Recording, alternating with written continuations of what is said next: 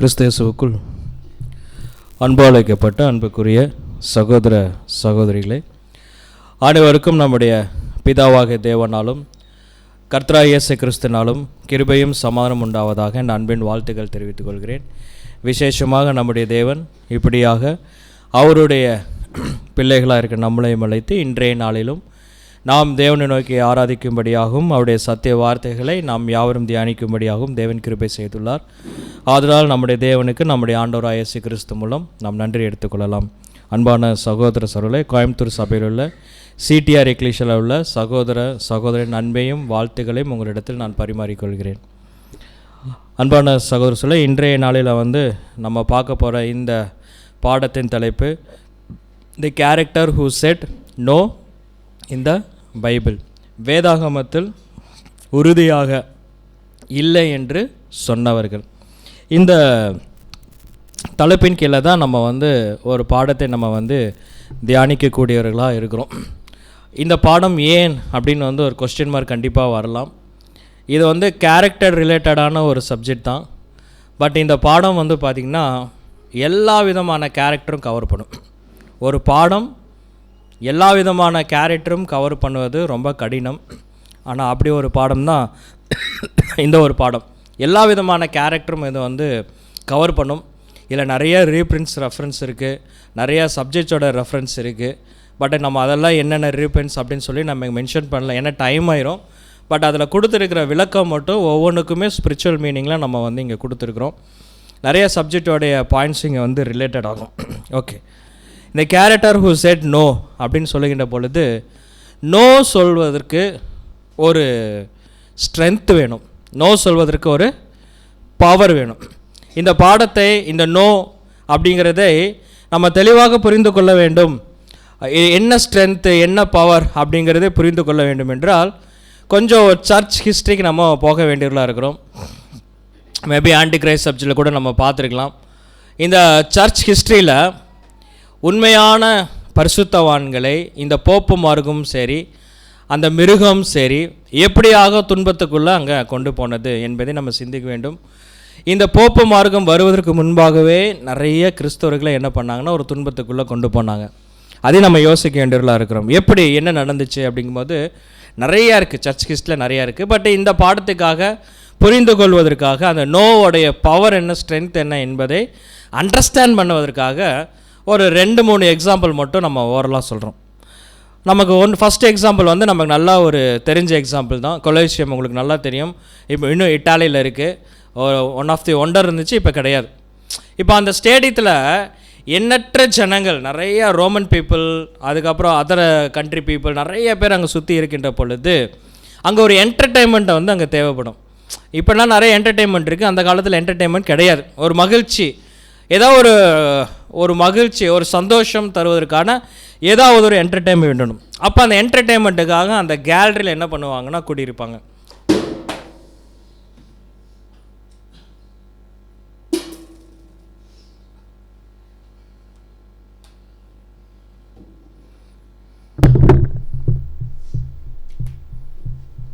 இல்லை பரவாயில்ல, ஒன்றும் பிரச்சனை இல்லை.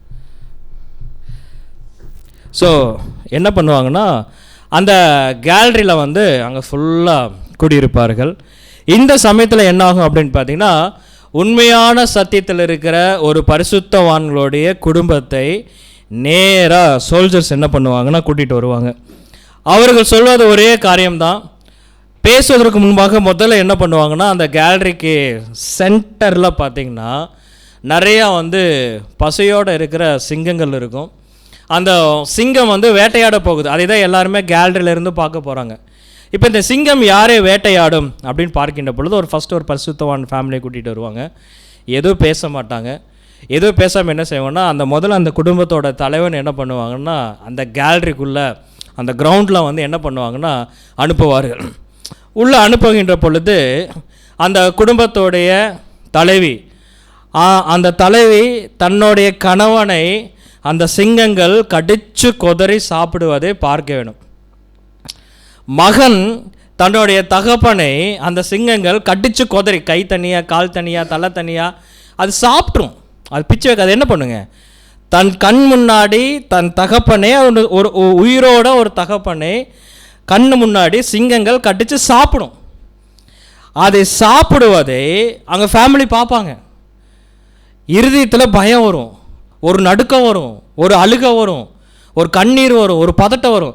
தன் கணவனே சாப்பிடுது அந்த சிங்கம், அப்பாவா சாப்பிடுது. அப்பா அப்பான்னு கூப்பிட்டாலும் சிங்கம் சாப்பிடுது. அப்போ என்ன கேட்பாங்கன்னா, நீ இந்த போப்பு மார்க்கத்தையோ அல்லது ரோமன் கல்ச்சர், ரோமன் அங்கே பிலீஃப் ஒன்று இருக்குது, நீங்கள் ஏற்றுக்கொண்டீங்கன்னா, if you said yes yes சொன்னீங்கன்னா, இப்படியே உங்கள் அம்மா கூப்பிட்டு என்ன பண்ணிடு, வீட்டுக்கு போயிரு. இல்லையா உன்னை மகள் கூப்பிட்டு என்ன பண்ணிடு, வீட்டுக்கு போயிரு. நோ சொன்னீங்கன்னா, உங்கள் அப்பா போன இடத்துக்கு, உன் கணவன் போன இடத்துக்கு என்ன பண்ண வேணும், போக வேண்டும் அப்படின்னு. சத்தியத்தில் இருந்த பரிசுத்தவான்கள் என்ன ஆன்சர் பண்ணாங்க தெரியுங்களா? என்ன சொன்னாங்க? நோ. பரவாயில்ல, எங்கள் அப்பா போன இடத்துக்கு நான் என்ன பண்ணுறேன், போகிறேன். என் கணவன் போன இடத்துக்கு நான் என்ன பண்ணுறேன், போகிறேன். நம்மெல்லாம் வந்து மைசூர் சூளை போய் கையை கூட நீட்ட மாட்டோம். ஏன்? யாருமே எது சொல்லுங்கள், கடிச்சிடும். யாரும் யோசிக்காது, என்ன பண்ணிடும், கடிச்சிடும்.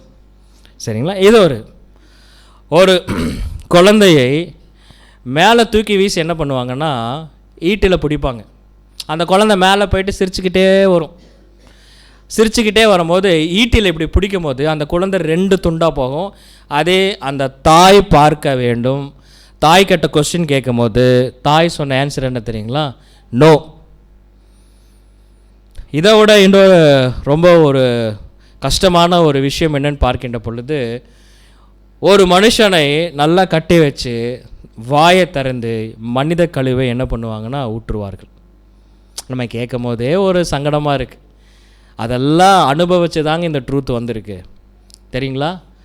சத்தியத்தில் மட்டும் அவங்க ஸ்ட்ராங்காக இல்லை, சத்தியத்தோட கேரக்டரில் ரொம்ப ஸ்ட்ராங்காக இருந்தாங்க, ரொம்ப ஸ்ட்ராங்காக இருந்தாங்க, ரொம்ப ரொம்ப ஸ்ட்ராங்காக இருந்தாங்க. அதனால தான் என்னாச்சுன்னு பார்த்தீங்கன்னா, அதனால் அவங்களால போக முடிஞ்சது என்பதை நம்ம பார்க்கின்றோம். ஸோ நோ சொல்வதற்கு பார்த்திங்கன்னா நமக்கு ஒரு தைரியம் வேணும். பாருங்கள், ஒரு வசனம் வாசிக்கலாம். நம்ம எபிரேயர் 11ஆம் அதிகாரம் 6ஆம் வசனம், விசுவாசம் இல்லாமல் தேவனுக்கு பிரியமாய் இருப்பது கூடாத காரியம். ஏனென்றால் தேவனிடத்தில் சேருகிறவர் அவர் உண்டென்றும் அவர் தம்மை தேடுகிறவருக்கு பலன் அளிக்கிறவர் என்றும் விசுவாசிக்க வேண்டும். பாருங்க, இந்த ஸ்ட்ராங் இன் ஃபெய்த், விசுவாசத்தில் நம்ம ஸ்ட்ராங்காக இருக்க வேண்டும். அந்த ஸ்ட்ராங்காக விசுவாசத்தில் இருக்கும் போது the continues of the divine work. நல்லா புரிஞ்சுங்க, விசுவாசத்தில் ஸ்ட்ராங்காக இருக்கும் போது, அந்த ஸ்ட்ராங்கோடு இருக்கும் போது ஒரு கண்டினியூஸ் ஆஃப் டிவைன் ஒர்க். அப்போ விசுவாச குறைச்சல் கண்டிப்பாக ஏற்படும். விசுவாசத்தில் ஒரு டிஸ்டர்பன்ஸ் வரும். நான் நல்லா தானே ஊழியம் பண்ணியிருந்தேன், நான் நல்லா தானே சத்தியத்தில் இருந்தேன், அப்படி ஏன் இந்த சூழ்நிலை அப்படிங்கிற மாதிரி ஒரு கடினமான சூழ்நிலை வரும். அந்த கடினமான சூழ்நிலை வருகின்ற பொழுது எது நம்மக்கிட்டேருந்து வெளியே போகக்கூடாதுன்னா விசுவாசம் போடுறது. தி ஸ்ட்ராங் ஃபெய்த் கூட ப்ளஸ் என்ன வேணுமா, இந்த கண்டினியூஸ் டிவைன் ஒர்க். நல்லா புரிஞ்சுங்க. அப்போது இந்த ஃபெய்த்துக்கு நிறைய ஒரு போர் வரும், இந்த ஃபெய்த்துக்குள்ளே நிறைய புயல் வரும், இந்த ஃபெய்த்துக்குள்ளே நிறைய போராட்டம் வரும். பட் அந்த போராட்டம் புயல் எல்லாம் நம்ம கண்டுக்கூடாது, அது தேவன் பார்த்துக்கொள்வார். அது புயல் அடிக்கட்டும், அது போராட்டம் வரட்டும், ஆனால் என்னுடைய ஒர்க் நான் என்ன பண்ணுவேன், நான் வந்து கண்டினியூவாக பண்ணுவேன் அப்படின்னு. ஏன் அப்படின்னா, விசுவாசம் இல்லாமல் தேவனுக்கு பிரியமாக இருப்பது கூடாத காரியம். அவங்களுக்கு ஒரு புயல் வந்துச்சு, நான் சொன்ன எக்ஸாம்பிள் நிறைய புயல் வந்துச்சு, போராட்டம் வந்துச்சு, பட் அவங்ககிட்ட ஃபெய்த் இருந்துச்சு. நான் மரணம் அடைஞ்சாலும் கிறிஸ்து என்னை உயிர் தெழுவார்னு ஒரு ஃபெய்த் இருந்துச்சு. நான் கிறிஸ்துவுக்காக ஜீவன் விடுகிறேன்னு ஒரு ஃபெய்த் இருந்துச்சு. அதனால் அவங்க என்ன பண்ணாங்கன்னா இருந்தாங்க. விசுவாசம் இல்லாமல் தேவனுக்கு பிரியமாக இருப்பது கூடாத காரியம். ஏனென்றால் தேவனிடத்தில் சேருகிறவன் அவர் உண்டென்றும் அவர் தம்மை தேடுகிறவர்களுக்கு என்ன பண்ணுறாருங்க, கண்டிப்பாக பலன் கொடுப்பார், கண்டிப்பாக பலன் கொடுப்பார். இன்னைக்கு சூழ்நிலை நம்மை தோல்விக்குள்ளே கொண்டு போகலாம், ஆனால் அந்த தோல்வி என்றைக்கும் நிரந்தரமானது கிடையாது. பாப்பா நிறைய எக்ஸாம்பிள் நம்ம பார்க்க போகிறோம் இதிலே. அப்போ நமக்கு என்ன வேணும் அப்படின்னு பார்த்தீங்கன்னா, ரொம்ப ஸ்ட்ராங்காக நோ சொல்கிற ஒரு ஹேபிட் வேணும். சில இடத்துல நம்ம நோ சொல்ல வேண்டும். நோ சொல்லுகின்ற பொழுது தான் தேவனுடைய பிள்ளைகளாக நம்ம இருக்க முடியும். வாசிங்க சகோதரி. பைபிளில் துன்பகரமான சூழ்நிலைகளிலும் பாவத்திற்கான சோதனைகளிலும் 2 பைபிளில் வந்து ரொம்ப துன்பமான சூழ்நிலையிலும் சரி, பாவமான சூழ்நிலையிலும் சரி, அதாவது பாவமான சூழ்நிலைகள் நேருகின்ற பொழுதிலும் சரி, தங்கள் குணத்தில் உறுதியாக இருந்து தங்களுடைய கேரக்டர்ல அவங்க என்ன பண்ணாங்க, ஸ்ட்ராங்கா இருந்தாங்க. அதான் ஸ்ட்ராங் இன் ஃபெய்த்.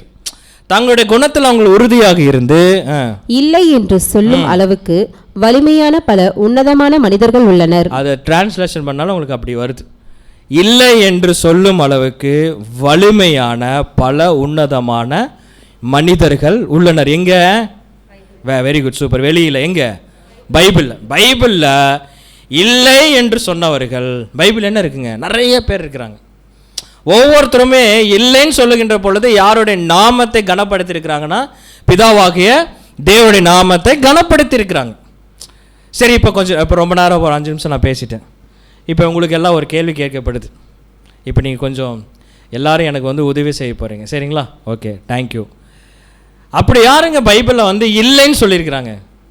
ஒருவேளை அந்த சப்ஜெக்ட் கேட்டிருந்தீங்கன்னா அவங்களுக்கு நான் சொல்லிடுறேன், இல்லை நீங்கள் பேசிடாதீங்க. Daniel and friends. Okay, very good, super. Yosep அண்டெல்லாம் இல்லை, யோசேப் மட்டும்தான். ஓகே, யோசேப்பை மட்டும். ஓகே, வேறு யார்? ஏசு கிறிஸ்துவா? நீங்கள் சப்ஜெக்ட் கேட்டிங்கன்னா நான் பேசக்கூடாது. சப்ஜெக்ட் கேட்டாங்க யாரும் பேசக்கூடாது. திடீர்னு கேட்டுடுறாங்க, நம்ம என்ன பண்ண முடியும்? ஓகே, சரி, 3 சொல்வேன். அவ்வளோதானா? யோசேப்பு, ஏசு கிறிஸ்து, டேனியல், அவ்வளோதானா? பவுல் எங்கே சொன்னார்? நோன்னு சொல்லியிருக்காரா?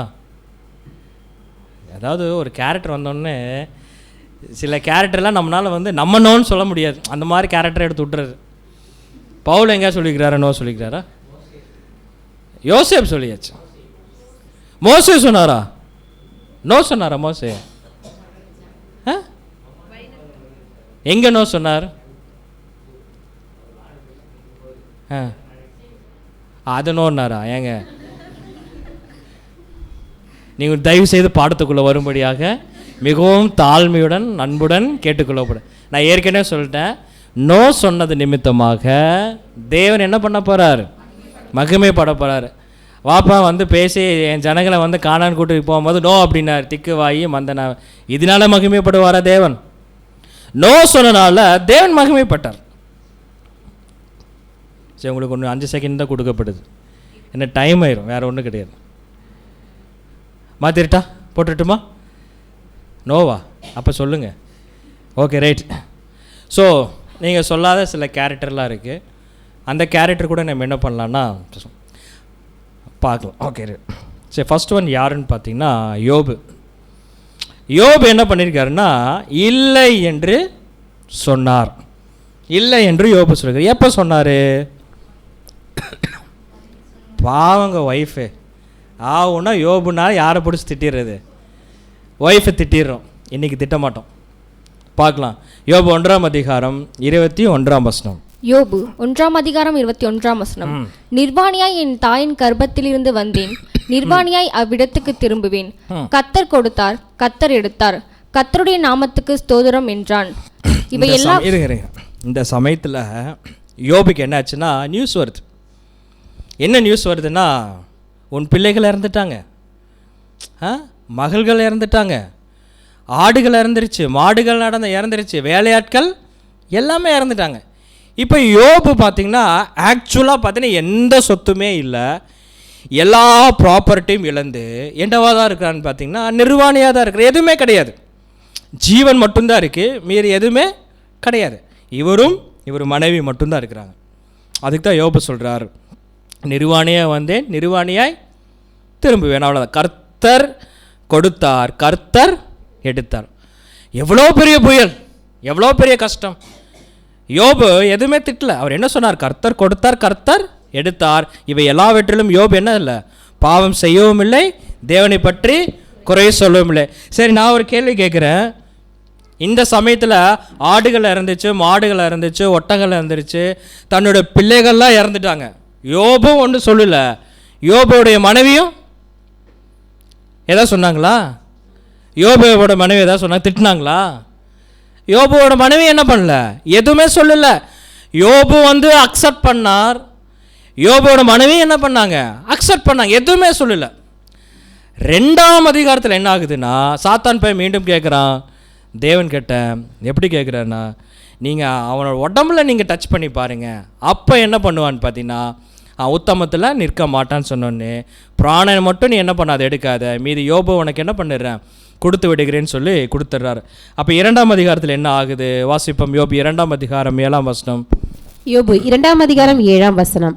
அப்பொழுது சாத்தான் கர்த்தருடைய சன்னதியை விட்டு புறப்பட்டு யோபுவின் உள்ளங்கால் தொடங்கி அவன் உச்சந்தலை மட்டும் கொடிய பருக்களால் அவனை வாதித்தான். இது ஆக்சுவலா கொடிய பருக்கள் அப்படின்னு வருகின்ற பொழுது என்ன தெரியுங்களா, யோபு இந்த சமயத்தில் மரணம் அடைந்திருக்க வேண்டும், அதுதான் உண்மை. ஆனால் ஜீவன் எடுக்கிற உரிமை யாருக்கு இல்லை, இப்போ சாத்தானுக்கு. Almost death condition. அதனால தான் இங்கே பைபிள் வாசனம் என்ன சொல்லுதுன்னா, உச்சந்தலை முதல் உள்ளங்கால் வரையும் எப்படி இருக்காம கொடிய பற்கள், அது பார்க்கவே முடியாது. அந்த பற்கள் பெருசு பெருசாக இருக்கும், சீல் ஒழுகும், நாற்றம் அடிக்கும், அருவருப்பாக இருக்கும். இப்படி தான் யோபு இருந்தார். அதனால தான் சாம்பலை போய் உட்கார்ந்தார். இந்த மாதிரி ஒரு கடினமான சூழ்நிலையில் இருக்கும்போது தான் இப்போ மனைவி என்ன சொல்கிறாங்க. யோபு 2ஆம் அதிகாரம் 9ஆம் வசனம். யோபு 2ஆம் அதிகாரம் 9ஆம் வசனம். அப்பொழுது அவன் மனைவி அவனை பார்த்து, நீர் இன்னும் உம்முடைய உத்தமத்தில் உறுதியாய் நிற்கிறீரோ, தேவனை தூஷித்து ஜீவனை விடும் என்றாள். இப்பதான் மனைவி பேசுறாங்க, இன்னுமா நீங்க உத்தமத்தில் இருக்கிறீங்க, இன்னுமா விசுவாசிச்சிருக்கிறீங்க, தேவனை தூஷித்து ஜீவனை விடும். இதற்கு தான் யோபு சொல்றார். யோபு 2ஆம் அதிகாரம் 10ஆம் வசனம். யோபு 2ஆம் அதிகாரம் 10ஆம் வசனம். அதற்கு அவன், நீ பைத்தியக்காரி பேசுகிறது போல பேசுகிறாய், தேவன் கையிலே நன்மையை பெற்ற நாம் தீமையும் பெற வேண்டாமோ என்றான். 1ஆம் அதிகாரத்தில் என்ன சொன்னார்னா, கர்த்தர் கொடுத்தார், கர்த்தர் எடுத்தார். 2ஆம் அதிகாரத்தில் என்ன சொல்றாருன்னா, தேவனிடத்தில் நன்மை பெற்றோம் நாம் தீமையை பெற வேண்டாமா. இவைகள் எல்லாவற்றிலும் யோபு தன் உதடுகளினால் பாவம் செய்யவும் இல்லை. அப்போ இந்த இடத்துல நமக்கு டிஸ்டர்ப் பண்ற பாயிண்ட் என்னன்னு பார்க்கின்ற பொழுது யோபு சொல்றார், நீ பைத்தியக்காரி பேசுகிறது போல் பேசுகிறாய். இதனால நம்ம என்ன நினச்சிக்கோன்னா, ஒரு யோபுவோட மனைவியை வந்து நம்ம திட்ட ஆரம்பிச்சிரும். அன்பான சகோதர சொல்லி நல்லா யோசிச்சு பாருங்கள். இன்றைக்கி நிறைய கண்ட்ரியில் ஒரு சட்டம் இருக்குது. என்ன சட்டம்னா, கருணை கொலை செய்து விடலாம். என்னதுங்க, இங்கிலீஷில் சொல்லுங்கள், பரவாயில்ல சொல்லுங்கள். கருணை கொலை செய்து விடலாம். என்ன அப்படின்னா, என்னுடைய அப்பா, என்னுடைய அம்மா, இல்லை ஒரு ஒரு மனைவியோட புருஷன் ஒரு கொடூரமான ஒரு வேளை ஒரு போன் கேன்சர்னு வச்சுங்களேன், உதாரணம் சொல்ல ஒரு போன் கேன்சர் வருது அப்படின்னா, அது நாளடைவில் அந்த கேன்சர் என்ன பண்ணுவோன்னா போனுக்குள்ளே ஸ்ப்ரெட் ஆகி ஒரு 6 அடி இருக்கிற மனுஷன் அப்படியே ஒரு 4 அடிக்கு மாறிடுவார், அப்படியே குறுகிடுவார். குறுகி உடம்பெல்லாம் கருத்து சாப்பிட முடியாமல் போய் பக்கத்தில் உட்காந்துட்டு இருக்கும் போதே டப்புன்னு போன் வெடிக்கும். ஒவ்வொரு தடவை போன் வெடிக்கும் போது துள்ளுவார், கண்ணில் இருந்து மட்டும் தண்ணி வரும். ஏன்னா அவரால் பேச முடியாது, டியூப்பில் வந்து ஃபுட்டு போயிட்டுருக்கு. பார்க்கவே முடியாது, சகிக்கவே முடியாது, ரொம்ப கண்ணீர் வரும். அப்போ யோசிச்சு பாருங்களேன். அப்போ உண்மையான ஒரு மனைவி இருக்கிறாங்க, அந்த மனைவி தேவன்கிட்ட போய் என்ன ஜெபம் செய்வாங்க? சகோதரிட்ட தான் கேட்டிருக்கேன், சகோதரர் யாரும் பதில் சொல்ல வேண்டாம்னு நினச்சிக்கேன். உண்மையான மனைவி அப்படி ஒரு கணவன் ரொம்ப துயரப்பட்டு மரணத்துக்கு ஏதுவாக நிற்கின்ற பொழுது மனைவி என்ன சொல்லுவாங்க? தேவன்கிட்ட போய் என்ன ஜெபம் செய்வாங்க? தேவனே, உண்மையாலே என்னால் என்ன பண்ண முடியல, பார்க்க முடியல, என்னால் தாங்க முடியல. என்னை நேசித்த என் கணவன், என் மேலே அன்பு வச்ச என் கணவன், எனக்காக என் உழைத்த என் கணவன், என் மேலே யாரும் இந்த அளவுக்கு அன்பு வைக்காத கணவன் இப்போ என் முன்னாடி வழினால் துடிக்கின்ற பொழுது என்னால் பார்க்க முடியல. தயவு செய்து என்ன பண்ணிடுங்க, எடுத்துக்க. அப்படி ஜெபம் பண்ணுற மனைவி வந்து கொடூரமான மனைவியா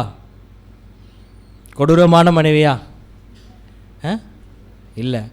அதாவது யோபோட மனைவி சொத்து போகும்போது எதுவும் சொல்லலை, தன்னோட பிள்ளைகள் சாகும்போது எதுவும் சொல்லலை, தன்னோட மகள்கள் சாகும்போது எதுவும் சொல்லலை. எப்பெல்லாம் எதுவுமே பேசல. எப்போ இந்த மனைவி பேசுகிறாங்கன்னா, தன்னுடைய கணவனுக்கு இந்த மாதிரி ஆயிடுச்சுனோடனே மனைவினால் என்ன பண்ண முடியல, டாலரேட் பண்ண முடியல, அவ்வளோதான். ஆனால் அதுவும் யோபு என்ன சொல்கிறாருன்னா, இல்லாமலாமா நீ கொஞ்சம் பைத்தியக்காரத்தனமாக பேசுகிற, நீ புரிஞ்சுக்காம பேசுகிற. என்னன்னா நீ புரிஞ்சுக்காம பேசுகிற, பைத்தியக்காரத்தை நீ புரிஞ்சுக்காம பேசுகிற. என்ன இதுக்கு மேலே என்ன புரிஞ்சுக்கணும்? இல்லை தேவன்கிட்ட நன்மை பெற்றோமில்ல, இப்போ நம்ம என்ன பண்ணுறோம், தீமையை பெறுறோம். அப்போ அந்த அளவுக்கு தீமை இருக்குது வச்சிருக்கு பாருங்க. வாசிங்க சகோதரிக்கீழ. மிகவும் மிகவும் மோசமான சூழ்நிலைகளிலும் தன் மனைவி மற்றும் ஆலோசகர்களின் சோதனைகளிலும் இல்லை என்றும் சொல்லும் அளவுக்கு அவர் இருந்ததால்தான் யோபு கடவுளின் பண்டைய மதிப்பு மிக்கவரில் ஒருவர். அந்த சமயத்தில் நோ நோ அப்படின்னு சொல்றதுக்கு ஒரு ஸ்ட்ராங் மைண்ட் வேணும். சொன்னார் யோபு. பாரு, யாக்கோபு 5ஆம் அதிகாரம் 10ஆம் வசனம் வாசிப்போம். யாக்கோபு 5ஆம் அதிகாரம் 10ஆம் வசனம். என் சகோதரரே, கர்த்தருடைய நாமத்தினாலே பேசின தீர்க்கதரிசிகளை துன்பப்படுத்துதலுக்கு நீடிய பொறுமைக்கும் திருஷ்டாந்தமாக வைத்துக் கொள்ளுங்கள். பாருங்க, பொறுமை குறித்து இங்க பேசல. என்ன எதை குறித்து பேசிருக்கு? நீடிய பொறுமை குறித்து பேசியிருக்கு. நீடிய பொறுமைக்கு திஷ்டாந்தமாக வைத்துக் கொள்ளுங்கள். யார் எக்ஸாம்பிள் எங்க சொல்லுது? யாக்கோபு 5ஆம் அதிகாரம் 11ஆம் வசனம். இதோ பொறுமையா இருக்கிறவர்கள் பாக்கியவான்கள் என்கின்றோமே, யோபுவின் பொறுமையை குறித்து கேள்விப்பட்டிருக்கிறீர்கள். பாருங்க, ஒரு தீர்க்கதரிசி பத்தி பேசிட்டு ஒரு பொறுமை அப்படின்னாலே நேரம் இந்த இடத்துல யார் இங்க மென்ஷன் ஆகுறாருன்னு பாத்தீங்கன்னா, யோபுவோட பொறுமை குறித்து கேள்விப்பட்டிருக்கிறீர்களே. கர்த்தருடைய வாசிங்க. கர்த்தருடைய செயலின் முடிவையும் கண்டிருக்கிறீர்கள். கர்த்தர் மிகுந்த உருக்கமும் இரக்கமும் உள்ளவராய் இருக்கிறார். அவர் பாத்தீங்களா? அப்போ இங்க யோபு ஏன் இங்க ஒரு பொறுமைக்கு ஒரு அடையாளமாக இருக்கிறார் அப்படின்னா, அதுவும் நீடிய பொறுமைக்கு அப்படின்னா, அவர் ஆரம்பத்திலே சொன்ன என்னதுங்க, நோ. ஒருபோதும் நான் தேவனை என்ன பண்ண மாட்டேன், தூஷிக்க மாட்டேன். எந்த கடினமான சூழ்நிலை வந்தாலும் என்ன வந்தாலும் நான் தேவனை மட்டும் நான் என்ன பண்ண மாட்டேன், தூஷிக்க மாட்டேன். யாராச்சும் என்ன அப்படி சொல்ல சொன்னாங்கன்னா நான் சொல்லுவேன் நோ நோ நோ. இது அவ்வளோ சீக்கிரம் எல்லாத்துக்கும் வராதுங்க. இங்கே சகோதரர் ஒரு 7 விதமான கேரக்டர் இங்கே சொல்கிறார். இந்த கேரக்டர் நமக்குள்ளே அப்படியே ஃப்ளோ ஆக வேணுமாம்மா. ஃப்ளோ ஆனால் தான் இந்த நீடிய பொறுமையே இருக்கும். நீடிய பொறுமை அப்போ என்ன ஃப்ளோ ஆக வேணும் அப்படின்னா, அதுதான் ஃபஸ்ட்டு பாயிண்ட். ஏற்கனவே நம்ம ஆதார வசனம் பார்த்த மாதிரி விசுவாசம், அளவு கடந்த ஒரு விசுவாசம், தாழ்மை. யோபு ஏதாச்சும் பதட்டம் அடைஞ்சாரா? ரொம்ப கோவப்பட்டாரா? இல்லை வருத்தத்தில் பேசினாரா? ரொம்ப வருத்தத்தில் ஏதாவது பேசினாரா? அந்த இடத்துலையும் ரொம்ப ஹம்புளாக பேசுகிறார் தேவன் முன்னாடி. ரொம்ப ஹம்புளாக பேசுகிறார். நிர்வாணியாக வந்தேன், நிர்வாணியாய் திரும்பினேன். தேவனிடத்தில் நன்மை பெற்ற நாம் தீமையை பெற வேண்டாம். ஃப்ரெண்ட்ஸ் எல்லாம் யோபு மேலே தான் குற்றம் சொல்கிறாங்க. யோபு ரொம்ப ஹம்புளாக ஆன்சர் பண்ணிட்டு இருக்கிறார். சாந்தம். மனைவி கட்டே ரொம்ப சத்தம் போடல, சகோதரர்கள் கட்டே சத்தம் போடவே இல்லை, ஃப்ரெண்ட்ஸ் கட்டே யாருக்கிட்டே அவர் என்ன பண்ணலிங்க, எந்த ஒரு சத்தமும் போடவே இல்லை. கீழ்ப்படிஞ்சார். கடைசி வரைக்கும் எவ்வளோ தம் கட்ட முடியுமோ அவ்வளோ தூரம் அவர் என்ன பண்ணார்னா கீழ்ப்படிஞ்சார். பொறுமையாக இருக்கிறார். யோபு 1ஆம் அதிகாரத்திலிருந்து 40ஆம் அதிகாரத்தில் தான் தேவனே பேசுவார். அது வரைக்கும் எவ்வளோ குற்றச்சாட்டுகள் சொன்னாலும் பொறுமையாக இருக்கிறார், சகிப்புத்தன்மையாக இருக்கிறார், சகோதர நேசம் இருக்கு. இது டீஃபால்ட்டாக ஊற வேணும். சகோதர நேசம், சகோதர அன்பெல்லாம் சாதாரண விஷயம் கிடையவே கிடையாது. யார் எப்போ நமக்கு ஆப்போசிட் ஆவாங்கன்னே தெரியாது. நம்மக்கிட்ட ஒரு நன்மை நம்மக்கிட்ட இருந்து ஏதாச்சும் ஒரு நல்ல ஃபேவர் வருதுன்னு வச்சுக்கோங்களேன், என்கிட்ட அன்பு செலுத்துவாங்க. என்கிட்ட இருந்து ஃபேவர் வரல, ஒரு கடினமான ஒரு வார்த்தை வருதுன்னா அப்படியே மாறிடுவாங்க. இப்போ போன வாரம் நல்லா இருந்தீங்க, ஏன் இந்த வாரம் மாறிட்டீங்கன்னா ரீசன் என்னன்னு கேட்டிங்கன்னா, அவங்க இன்னும் க்ரோ ஆகலை. இதில் ஏதோ ஒரு மிஸ்டேக் இருக்குது, சரிங்களா? அப்போது இந்த இடத்துல ஒரு ஸ்பிரிச்சுவலாக பார்க்கின்ற பொழுது நமக்கு ஆக்சுவலாக சத்ரு யார்? ஒரு புதிய சிருஷ்டிக்கு சத்ரு யார்? நம்முடைய பழைய மனுஷன் என்பது ஒரு சரியான விடை. Very good. மத்தேயு 10ஆம் அதிகாரம் 36ஆம் வசனம். மத்தேயு 10ஆம் அதிகாரம் 36ஆம் வசனம். ஒரு மனுஷனுக்கு சத்துருக்கள் அவன் வீட்டாரே. ஒரு மனுஷனுக்கு சத்துருக்கள் யார் தெரியுங்களா? அவன் வீட்டாரே தான். வீட்டார் தான் முதல் சத்ரு. ஏன்னா சில சமயத்தில் ஞானஸ்தானம் எடுத்து ஒரு புதிய சிருஷ்டியாக வளர்கின்ற ஒரு குழந்தை நிறைய டிஸ்டர்பன்ஸ் எங்கிருந்து வரும் தெரியுங்களா? வீட்டில் இருந்து தான் வரும். மனைவியாக இருக்கலாம், தாயாக இருக்கலாம், தகப்பனாக இருக்கலாம், இல்லை பிள்ளைகளாக இருக்கலாம், எந்த டிஸ்டர்பன்ஸ் வேணாலும் வரும். ஒரு மனுஷனுக்கு சத்துருக்கள் அவன் வீட்டாரே. பாருங்க, வாசிங்க. தகப்பனையாவது தாயையாவது என்னிலும் அதிகமாய் நேசிக்கிறவன் எனக்கு பாத்திரன் அல்ல. மகனையாவது மகளையாவது என்னிலும் அதிகமாய் நேசிக்கிறவன் எனக்கு பாத்திரன் அல்ல. அவங்க ஏதாச்சும் டிஸ்டர்பன்ஸ் பண்ணாங்கன்னா, அங்கே போகக்கூடாது, செய்யக்கூடாது, சத்தியத்தில் இருக்கக்கூடாது அப்படின்னு ஏதாவது சொன்னாங்கன்னா நம்ம சொல்ல வேண்டிய வார்த்தை என்ன? சத்தமே வர மாட்டேங்குது. என்ன சொல்லணும்? நோ. நீங்கள் போனீங்கன்னா டிவோர்ஸ் அப்படின்னு என்ன சொல்லுவோம்? நீங்கள் போனீங்கன்னா டிவோர்ஸ் அப்படின்னு என்ன சொல்லுவோம்? எதுக்கு நோ சொல்லுவோம்? டிவோர்ஸுக்கு நோ சொல்லுவோமா? டிவோர்ஸுக்கு நோ சொல்லிட்டு வீட்டில் உட்காந்துக்குவோமா? அப்படி சொல்லலாம், சொல்லக்கூடாதுன்ட்டு இல்லை, சொல்லலாம். அப்படி நம்ம சொல்லிட்டோம்னா கிரைஸ்ட் நமக்கு என்ன சொல்லிடுவாருங்க? நோ சொல்லிடுவார். போய் நீ மேக்கப் போட்டால் நல்லா இல்லை, போயிருமான்றவர். கரெக்டு தானே? இப்போ நம்ம மேக்கப் தானே பண்ணிகிட்ருக்குறோம். அப்போ நம்ம சொல்ல வேண்டிய வார்த்தை என்ன தெரியுங்களா? யார் என்ன சொன்னாலும் நோ. ஃபேமிலி ஒரு பெரிய சத்ரு. அடுத்த சத்ரு என்னவாக இருக்குன்னு பார்த்தீங்கன்னா, பாருங்கள், யோவான் 21:15. யோவான் 21:15. அவர்கள் போஜனம் பண்ணின பின்பு இயேசு சீமோன் பேதுருவை நோக்கி, யோனாவின் குமாரனாகிய சீமோனே, இவர்களிலும் அதிகமாய் நீ என்னிடத்தில் அன்பாய் இருக்கிறாயா என்றார். அதற்கு அவன், ஆம் ஆண்டவரே, உம்மை நேசிக்கிறேன் என்பதை நீர் அறிவீர் என்றார். திபேரியா கடற்கரையில் நடந்த ஒரு சம்பவம். எல்லாரும் மீன் பிடிக்க போயிட்டாங்க. அதுக்கப்புறம் தான் வந்தது யாருன்னா இயேசு கிறிஸ்துன்னு தெரிஞ்சுக்கிட்டாங்க. யோவான் தான் சொன்னார். அதுக்கப்புறம் பேதுரு கண்டுபிடிச்சிட்டார். அப்போ தான் ஆண்டவராக இயேசு கிறிஸ்து கேட்குறார், இவர்களிலும் அதிகமாய் என்னிடத்தில் நீ அன்பு கூறுறாய். இவர்களும் போது யாரு?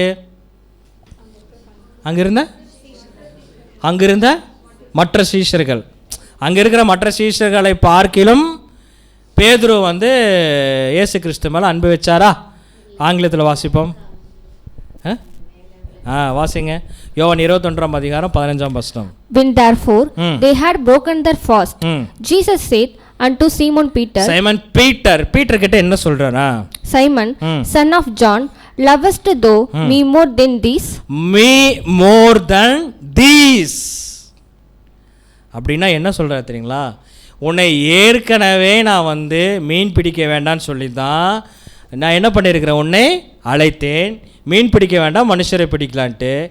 ஆனால் நான் மரித்த உடனே நான் வரவில்லை என்பதை தெரிந்து கொண்டு நீங்கள்லாம் மீண்டும் என்ன பண்ணுறீங்க? மீன் பிடிக்க போகிறீங்க. அங்கே போட் இருக்குப்பா, அங்கே வலை இருக்குது, கடல் இருக்குது, கடலுக்குள்ள என்ன இருக்குது? மீன் இருக்குது. நீ சொல்லு, இப்போ இது எல்லாத்தையும் விடவும் என்னை நேசிக்கிறியா இல்லையா அப்படின்னு கேட்கும்போது தான் அதுக்கு சீமோன் பேதுரு என்ன சொன்னார்னா, ஆம் ஆண்டவரே, உம்மை நேசிக்கிறேன் என்பதை நீ அறிவீர். அப்போது ஒரு முக்கியமான காரியங்களை நம்ம பார்க்க வேண்டும். ஒன்று என்னென்னு பார்க்கும்போது, முதல் நம்முடைய சத்ரு என்னென்னு பார்க்கும்போது நம்மளுடைய குடும்பத்தார் தான். சத்தியத்தில் நம்மளை நடத்தாடபடிக்கு ஏதாச்சும் ஒரு தடை விதிச்சாங்கன்னா தைரியமாக சொல்லுங்கள், நோ அப்படின்னு சொல்லுங்கள். கர்த்தர் மீது எல்லாத்தையும் என்ன பண்ணிக்குவாருங்க? பார்த்து கொள்வார்.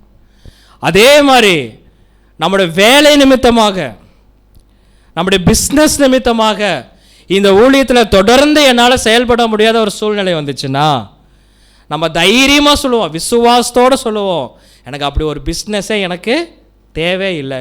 ஐ செட் நோ. கர்த்தர் பார்த்துக்கொள்வார். சொத்து நிமித்தமாக, ஒரு ப்ராப்பர்ட்டி நிமித்தமாக எனக்கு ஏதாச்சும் ஒரு இந்த சத்தியத்தில் வளர்வதற்கு தடை இருந்துச்சுன்னா நம்ம தைரியமாக சொல்லுவோம், நோ. கர்த்தர் என்ன பண்ணிக்குவாருங்க? பார்த்துக்கொள்வார். அதே மாதிரி தான் லாஸ்ட் யார் பார்க்கும்போது ஃப்ரெண்ட்ஸ். இப்போ ஃப்ரெண்ட்ஸ் நமக்கு அதிகமாக இருக்கிறது இல்லை. எனக்கு தெரிஞ்ச வேதமானவர்கள் மத்தியில் ஃப்ரெண்ட்ஸ் அதிகமாக இருக்காது. ப்ராப்பர்ட்டியும் கம்மியாக தான் இருக்கும். ப்ராப்பர்ட்டி கொடுக்குற மாதிரி இல்லை, வாங்குற மாதிரி தான் இருக்கும். அதனால் அதுவும் பெருசாக இருக்காது. இப்போ பொதுவாக சொல்கிறேன். ஆனால் ஃபேமிலி பிஸ்னஸில் என்ன பண்ணிக்குவோன்னா கண்டிப்பாக மாற்றிக்கொள்வோம். ஸோ இதுக்கெல்லாம் நம்ம என்ன சொல்ல வேண்டியதுன்னா நோ சொல்ல வேண்டிடலாம்.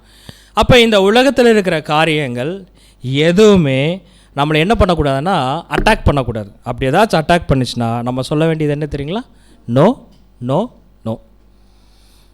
இது சொன்னால் கர்த்தர் நம்ம கூட என்ன பண்ணுவாருங்க? இருப்பார். ஒரு கேரக்டர். அடுத்த ஒரு கேரக்டர் யாருன்னு பார்க்கும்போது யோசேப்பு இல்லை என்று சொன்னார். ஆமாம், யோசேப்பு எப்போ இல்லைனாரு?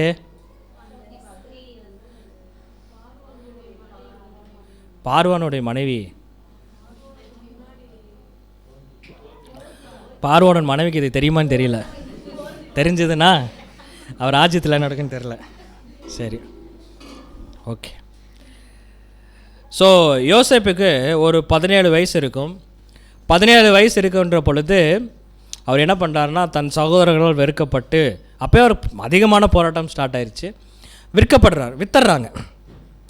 இப்போ ஒரு ஆல்மோஸ்ட் 25-26 வயசு இருக்கும்போது இப்போ எங்கே இருக்கிறார் அப்படின்னா, ஹிஸ் ஏஜ் 17 போட்டிருப்பேன். இது ஆக்சுவலாக கிடையாது, ஒரு 25-26 வயசு இருக்கும். இப்போ எங்கே இருக்கிறார் அப்படின்னு பார்த்தீங்கன்னா, போர்த்துபால் அவங்களுடைய வீட்டில் இருக்கிறார். அந்த வீட்டுக்கு எல்லா உரிமை கொண்டவராக யார் இருக்கான்னு பார்த்தீங்கன்னா யோசேப்பு இருக்கிறார். என்ன நடக்குது வாசிங்க. ஆதியாகமம் 39 அதிகாரம் 7ஆம் வசனம். சில நாள் சென்ற பின் அவனுடைய எஜமானின் மனைவி யோசேப்பின் மேல் கண் போட்டு என்னோட சயனி என்றாள். பாருங்க, ரொம்ப ஒரு டஃபஸ்ட் சிச்சுவேஷனில் யோசேப்பு இருக்கிறார். நீங்கள் நல்லா புரிந்து கொள்ள வேண்டும். இந்த அம்மா ஒரு போர்த்துபாலுடைய அந்த வீட்டில் இருக்கிற அந்த மனைவி ஒரு மிகப்பெரிய ஒரு செல்வந்தம் உள்ளவர், காசு இருக்கிறவங்க, நல்லா வசதி இருக்கிறவங்க. அப்படி இருந்தும் யோசேப்பு என்ன பண்ணுறாங்கன்னா, யோசேப்பு மேல் கண் போட்டு என்னோட சயனி என்றாள். இதெல்லாம் நம்ம என்ன பண்ணிடுறோன்னா, அப்படியே ஏதோ ஒரு வார்த்தை, ஏதோ ஒரு தவறான வார்த்தைன்னு சொல்லிட்டு அப்படியே ஸ்கிப் பண்ணிட்டு போயிட்டே இருக்கிறோம்.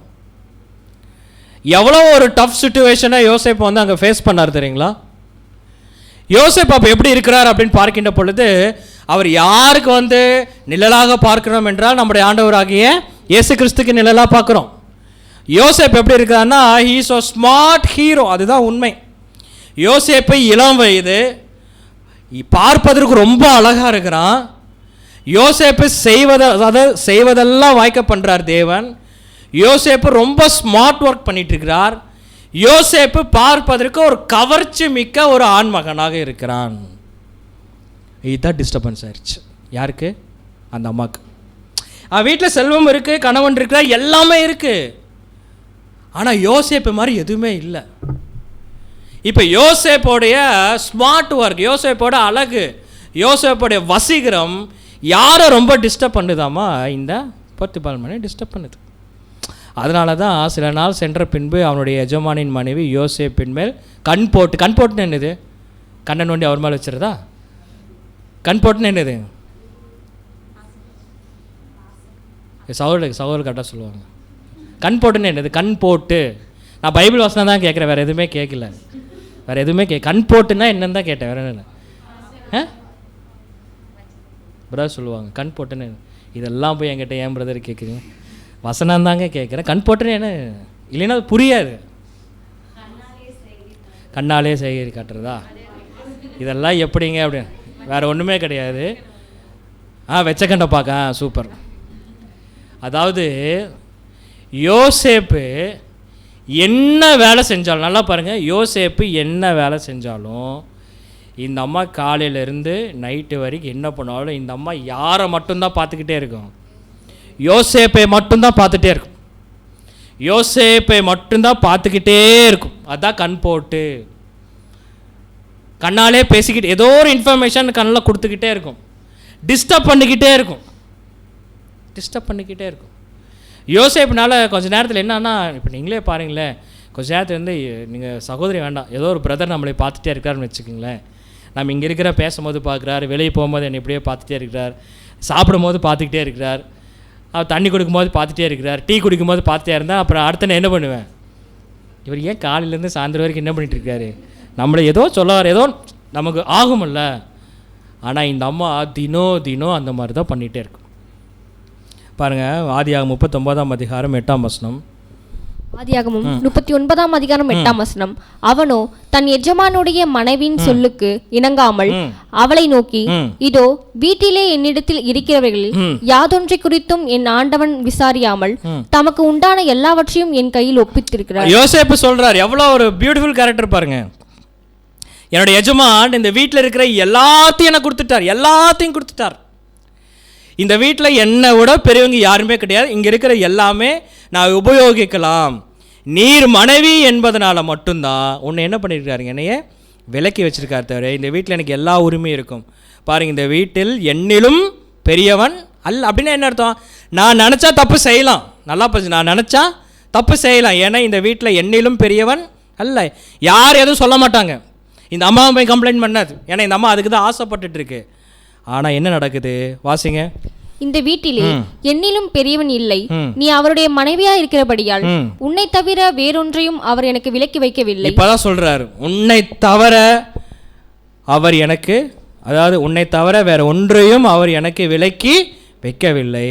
இப்படி இருக்க நான் வாசிக்கிறேன், இப்படி இருக்கிற நான் வாசிக்கிறேன். நான் இத்தனை பெரிய பொல்லாங்குக்கு, சரி வாசிங்க. நான் இத்தனை பெரிய பொல்லாங்குக்கு உடன்பட்டு, நான் இத்தனை பெரிய பொல்லாங்கு சொல்ற பாரு, நீ கண் போட்டுக்கிட்டே இருக்கிறதுனால நான் எப்படிமா இவ்வளோ பெரிய பொல்லாங்குக்கு நான் உடன்பட முடியும்?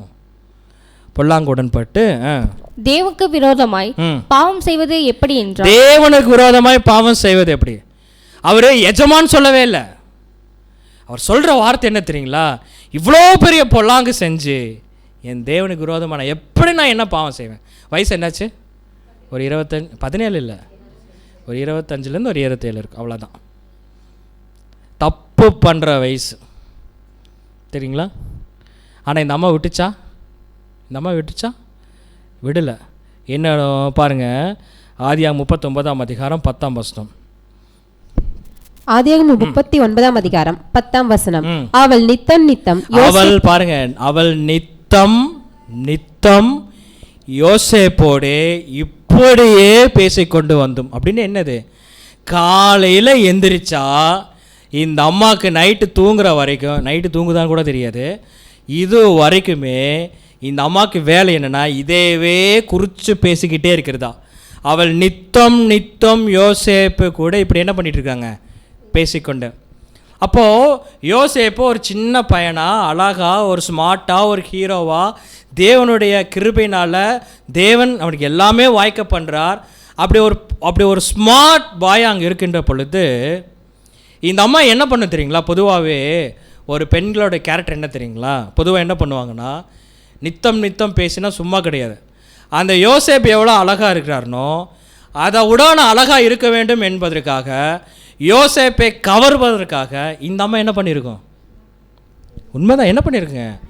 பயங்கரமாக மேக்கப் போட்டிருக்கும்.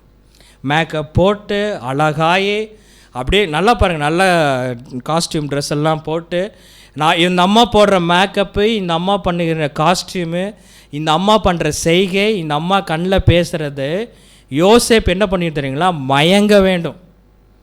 மயக்கிற வேணும். அந்த மாதிரி காரியத்தை இந்த அம்மா செய்யுது. வாசிங்க.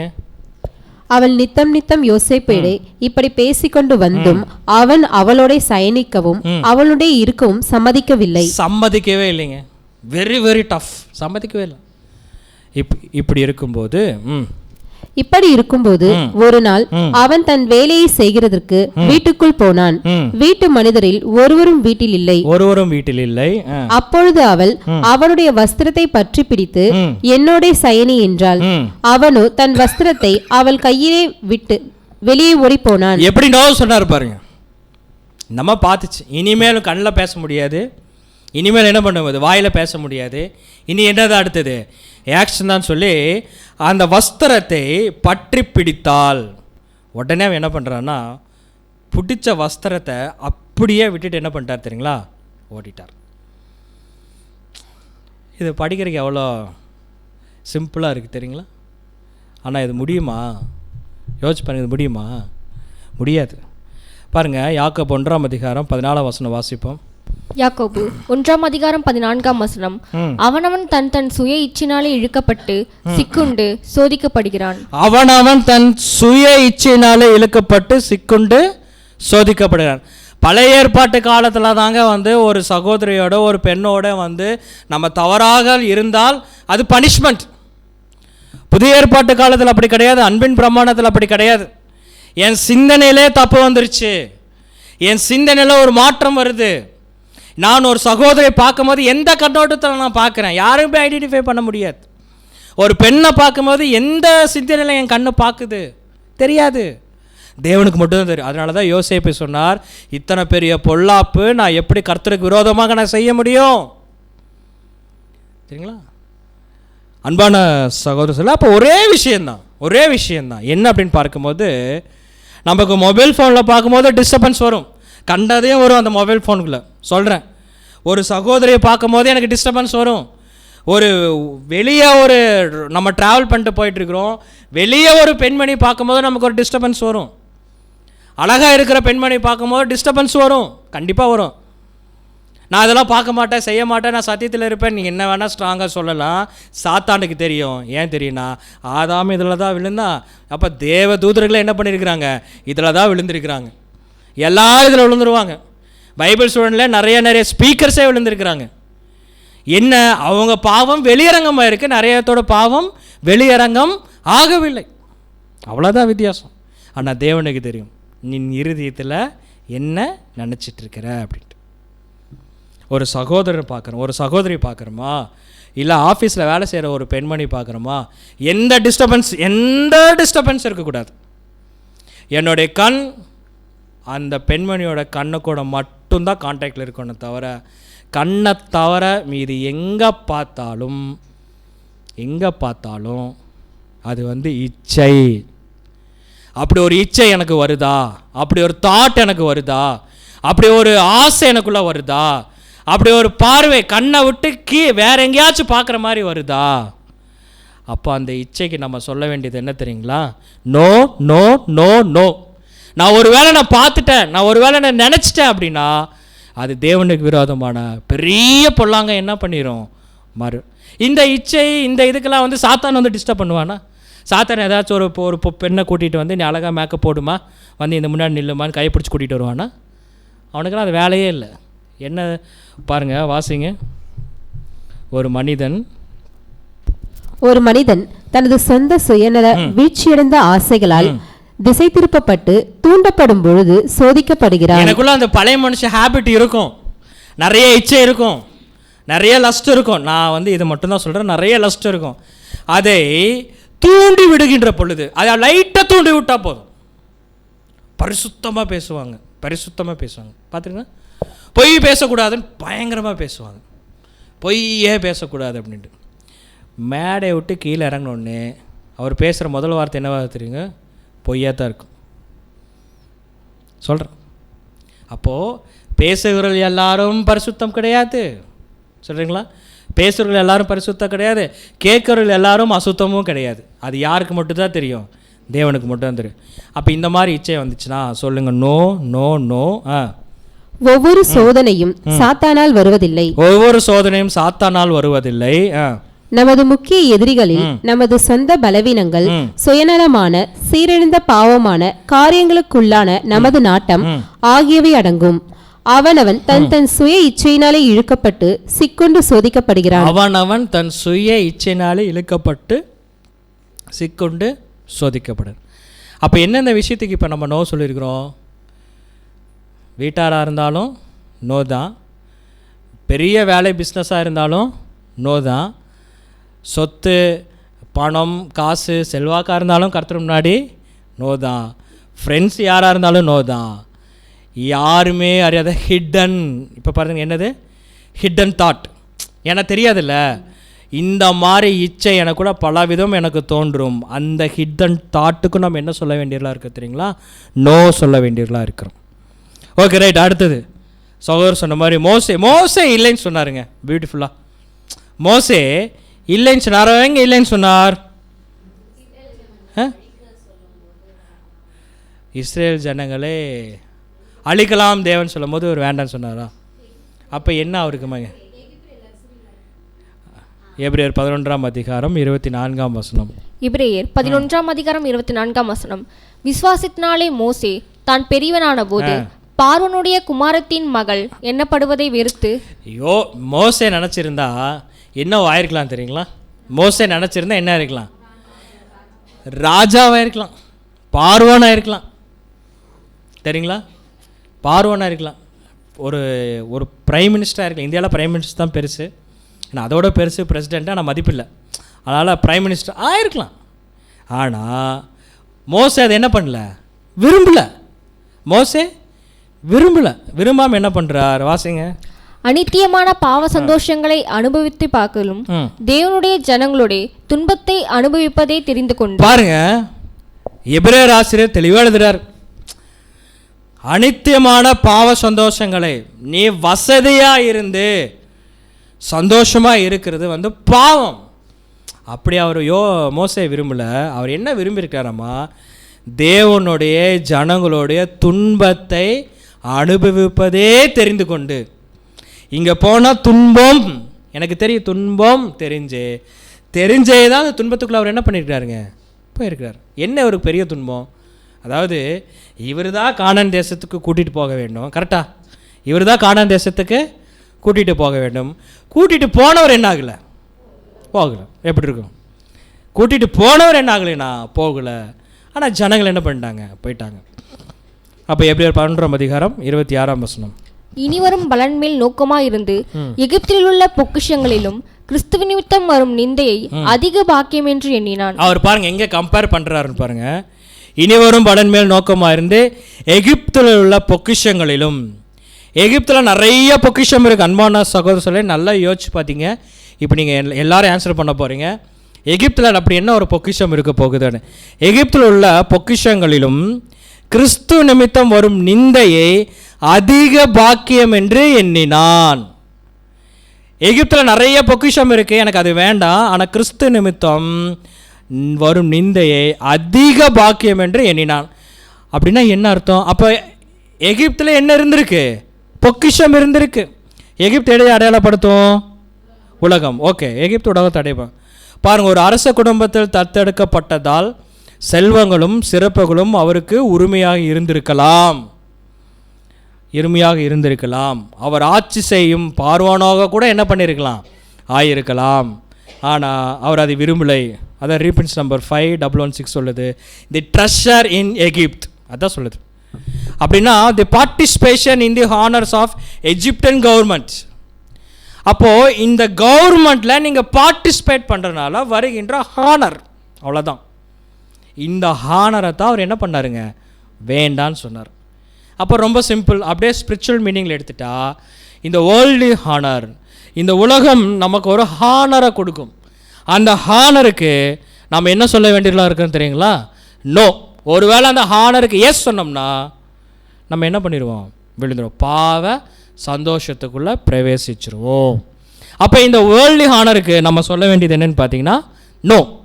அப்போ என்ன இந்த வேர்ல்டு ஹானர், நான் இங்கிலீஷ்லையும் போட்டிருக்கிறேன், உங்களுக்கு தமிழும் போட்டிருக்கிறேன். அதாவது என்னென்னு பார்க்கின்றோம், தி ஃபேம் அண்ட் ரெகக்னைசேஷன், புகழ் மற்றும் அங்கீகாரம். இது எப்படி வேணால் ஏற்படும். எக்லிஷாக்குள்ளேயே நமக்கு ஏற்படலாம், உலகத்தில் ஏற்படலாம், குடும்பத்தில் ஏற்படலாம், வேலை செய்கின்ற இடத்துல ஏற்படலாம். அப்படி ஒரு ஃபேம், அப்படி ஒரு ரெகக்னைசேஷன், புகழ் யாராச்சும் வந்துருச்சா, பிரதர் நீங்கள் தான் பிரதர், நீங்கள் வந்தால் தான் பிரதர் இது நடக்க முடியும், நீங்கள் இல்லைன்னா இந்த மீட்டிங் என்ன பண்ணாதுங்க, நடக்காது அப்படின்னு யாராச்சும் சொன்னோம்னா அவளுக்கு நம்ம என்ன பண்ண வேணும்? ஒருத்தர் என்னை புகழ்கிறார், புகழ்ந்தால் நான் என்ன சொல்ல வேணும்னு கேட்டேன். தேங்க்யூ, வெரி குட், எஸ், நல்லா புகழுங்க அப்படின்னு சொல்ல வேண்டியமா? என்ன சொல்ல வேணும்? நோ, முதல்ல உசுங்கணும். தயவு செய்து என்ன பண்ணிடாத பேச, நோ. உண்மையாக தான். அதே மாதிரி வெல்த் அண்டு ஸ்டேட்டஸ், ஒரு செல்வம் மற்றும் அந்தஸ்து வந்து கிறிஸ்துவனுக்குள்ளாக ஒரு போர் வீரனாகவும் ஒரு தீங்கு அனுபவிக்கிறதுக்கும் ஒரு போர் சேவனாக இருப்பதற்கு இந்த செல்வம் அந்தஸ்து மிகப்பெரிய தடையாக இருக்கும். அதுக்கு நம்ம என்ன சொல்ல வேண்டியது தெரியுங்களா? நோ சொல்ல வேண்டும். அதே மாதிரி பவர் அண்ட் இன்ஃப்ளூயன்ஸ், அதிகாரம் மற்றும் செல்வாக்கு. ஒரு அதிகாரமிக்க ஒரு கவர்மெண்ட் ஆஃபீஸராக இருக்கிறோம், இல்லை ஒரு கலெக்டராக இருக்கிறோம். உதாரணம் சொல்லும்போது ஒரு கலெக்டராக இருக்கிறோம். ஒரு கலெக்டர் வந்து ஒரு வேத மாணவனாக இருந்து ஒரு போர் வீரனாக இருக்க முடியுமா? 100% முடியாது, 100% முடியாது. ஒரு கலெக்டர்னால் வாய்ப்பே கிடையாது. ஒரு அரசியல்வாதினால் இருக்க முடியுமா? இருக்கவே முடியாது. நான் புதுச்சேரிக்கு நான் தான் சிஎம், நான் ஒரு பைபிள் ஸ்டூடெண்ட்டாக இருக்க முடியுமா? 100% இருக்க முடியாது, இருக்கவே முடியாது. அதிகாரம் செல்வாக்கு வந்துச்சுன்னா நம்ம என்ன சொல்லணும்? Self sufficiency. எனக்கு யாருமே செய்யாட்டி பரவாயில்ல, எனக்கு தேவையானது என்கிட்ட இருக்குது அப்படின்னு ஒரு எண்ணம் வருதா? அந்த எண்ணத்துக்கு நோ சொல்லுங்கள். முக்கியமாக இதெல்லாம் பார்த்தீங்கன்னா கவர்மெண்ட்டில் பென்ஷன் வாங்குறதுக்கு ஒரு எண்ணம் வரும். என் பிள்ளைகள் பார்க்காட்டியும் என்னை எது பார்க்கும்? கேட்டிருக்கிறீங்களா? என் கணவன் பார்க்காட்டியும் பரவாயில்ல, என் பிள்ளைகள் பார்க்காட்டியும் பரவாயில்ல, என்னை எது காப்பாற்றும்? 31ஆம் தேதி வருகின்ற பென்ஷன் என்னை காப்பாற்றும். சரிங்களா? Self sufficiency no. அப்போது சில வேர்ல்ட்லி ஹானர்ஸ் சொல்கிறப்ப, சில worldly honours are against God. இதுவும் வேர்ல்ட்லி ஹானர் தான், ஆனால் அது கடவுளுக்கு முற்றும் எதிராக உள்ளது. அது என்னென்னு பார்க்கும்போது ஃபஸ்ட்டு ஒன்று என்னென்னு பார்த்தீங்கன்னா ப்ரைடு, ஒரு அகந்தை, ஒரு பெருமை. அதுக்கு என்ன சொல்லுவோம்? நோ சொல்லுவோம். அடுத்தது பார்த்தீங்கன்னா மிஸ்பிளேஸ்டு பீரியாரிட்டிஸ், தவறான முன்னுரிமைகள். வாங்க நம்ம ஒரு குரூப்பாக சேர்ந்து இந்த காரியத்தை செய்வோம். அது உண்மையாக சொல்கிறேன். குரூப்பாக சேர்ந்து இந்த ஒரு காரியத்தை செய்வோம். அந்த காரியம் வெற்றி அடைஞ்ச பின்பாக சந்தோஷமாக இருக்கும். எழுதி வச்சுக்கோங்க, தேவன் உங்கள் தலையில் கிறுக்கிட்டாருன்னு. இதுதான் உண்மை. யார் யாருக்கு நம்ம தவறான முன்னுரிமைகளாக இருக்கிறோமோ தேவன் கிறுக்கிட்டார். ஹிண்டரன்ஸ் ஆஃப் ஃபெய்த், விசுவாசத்திற்கு தடை.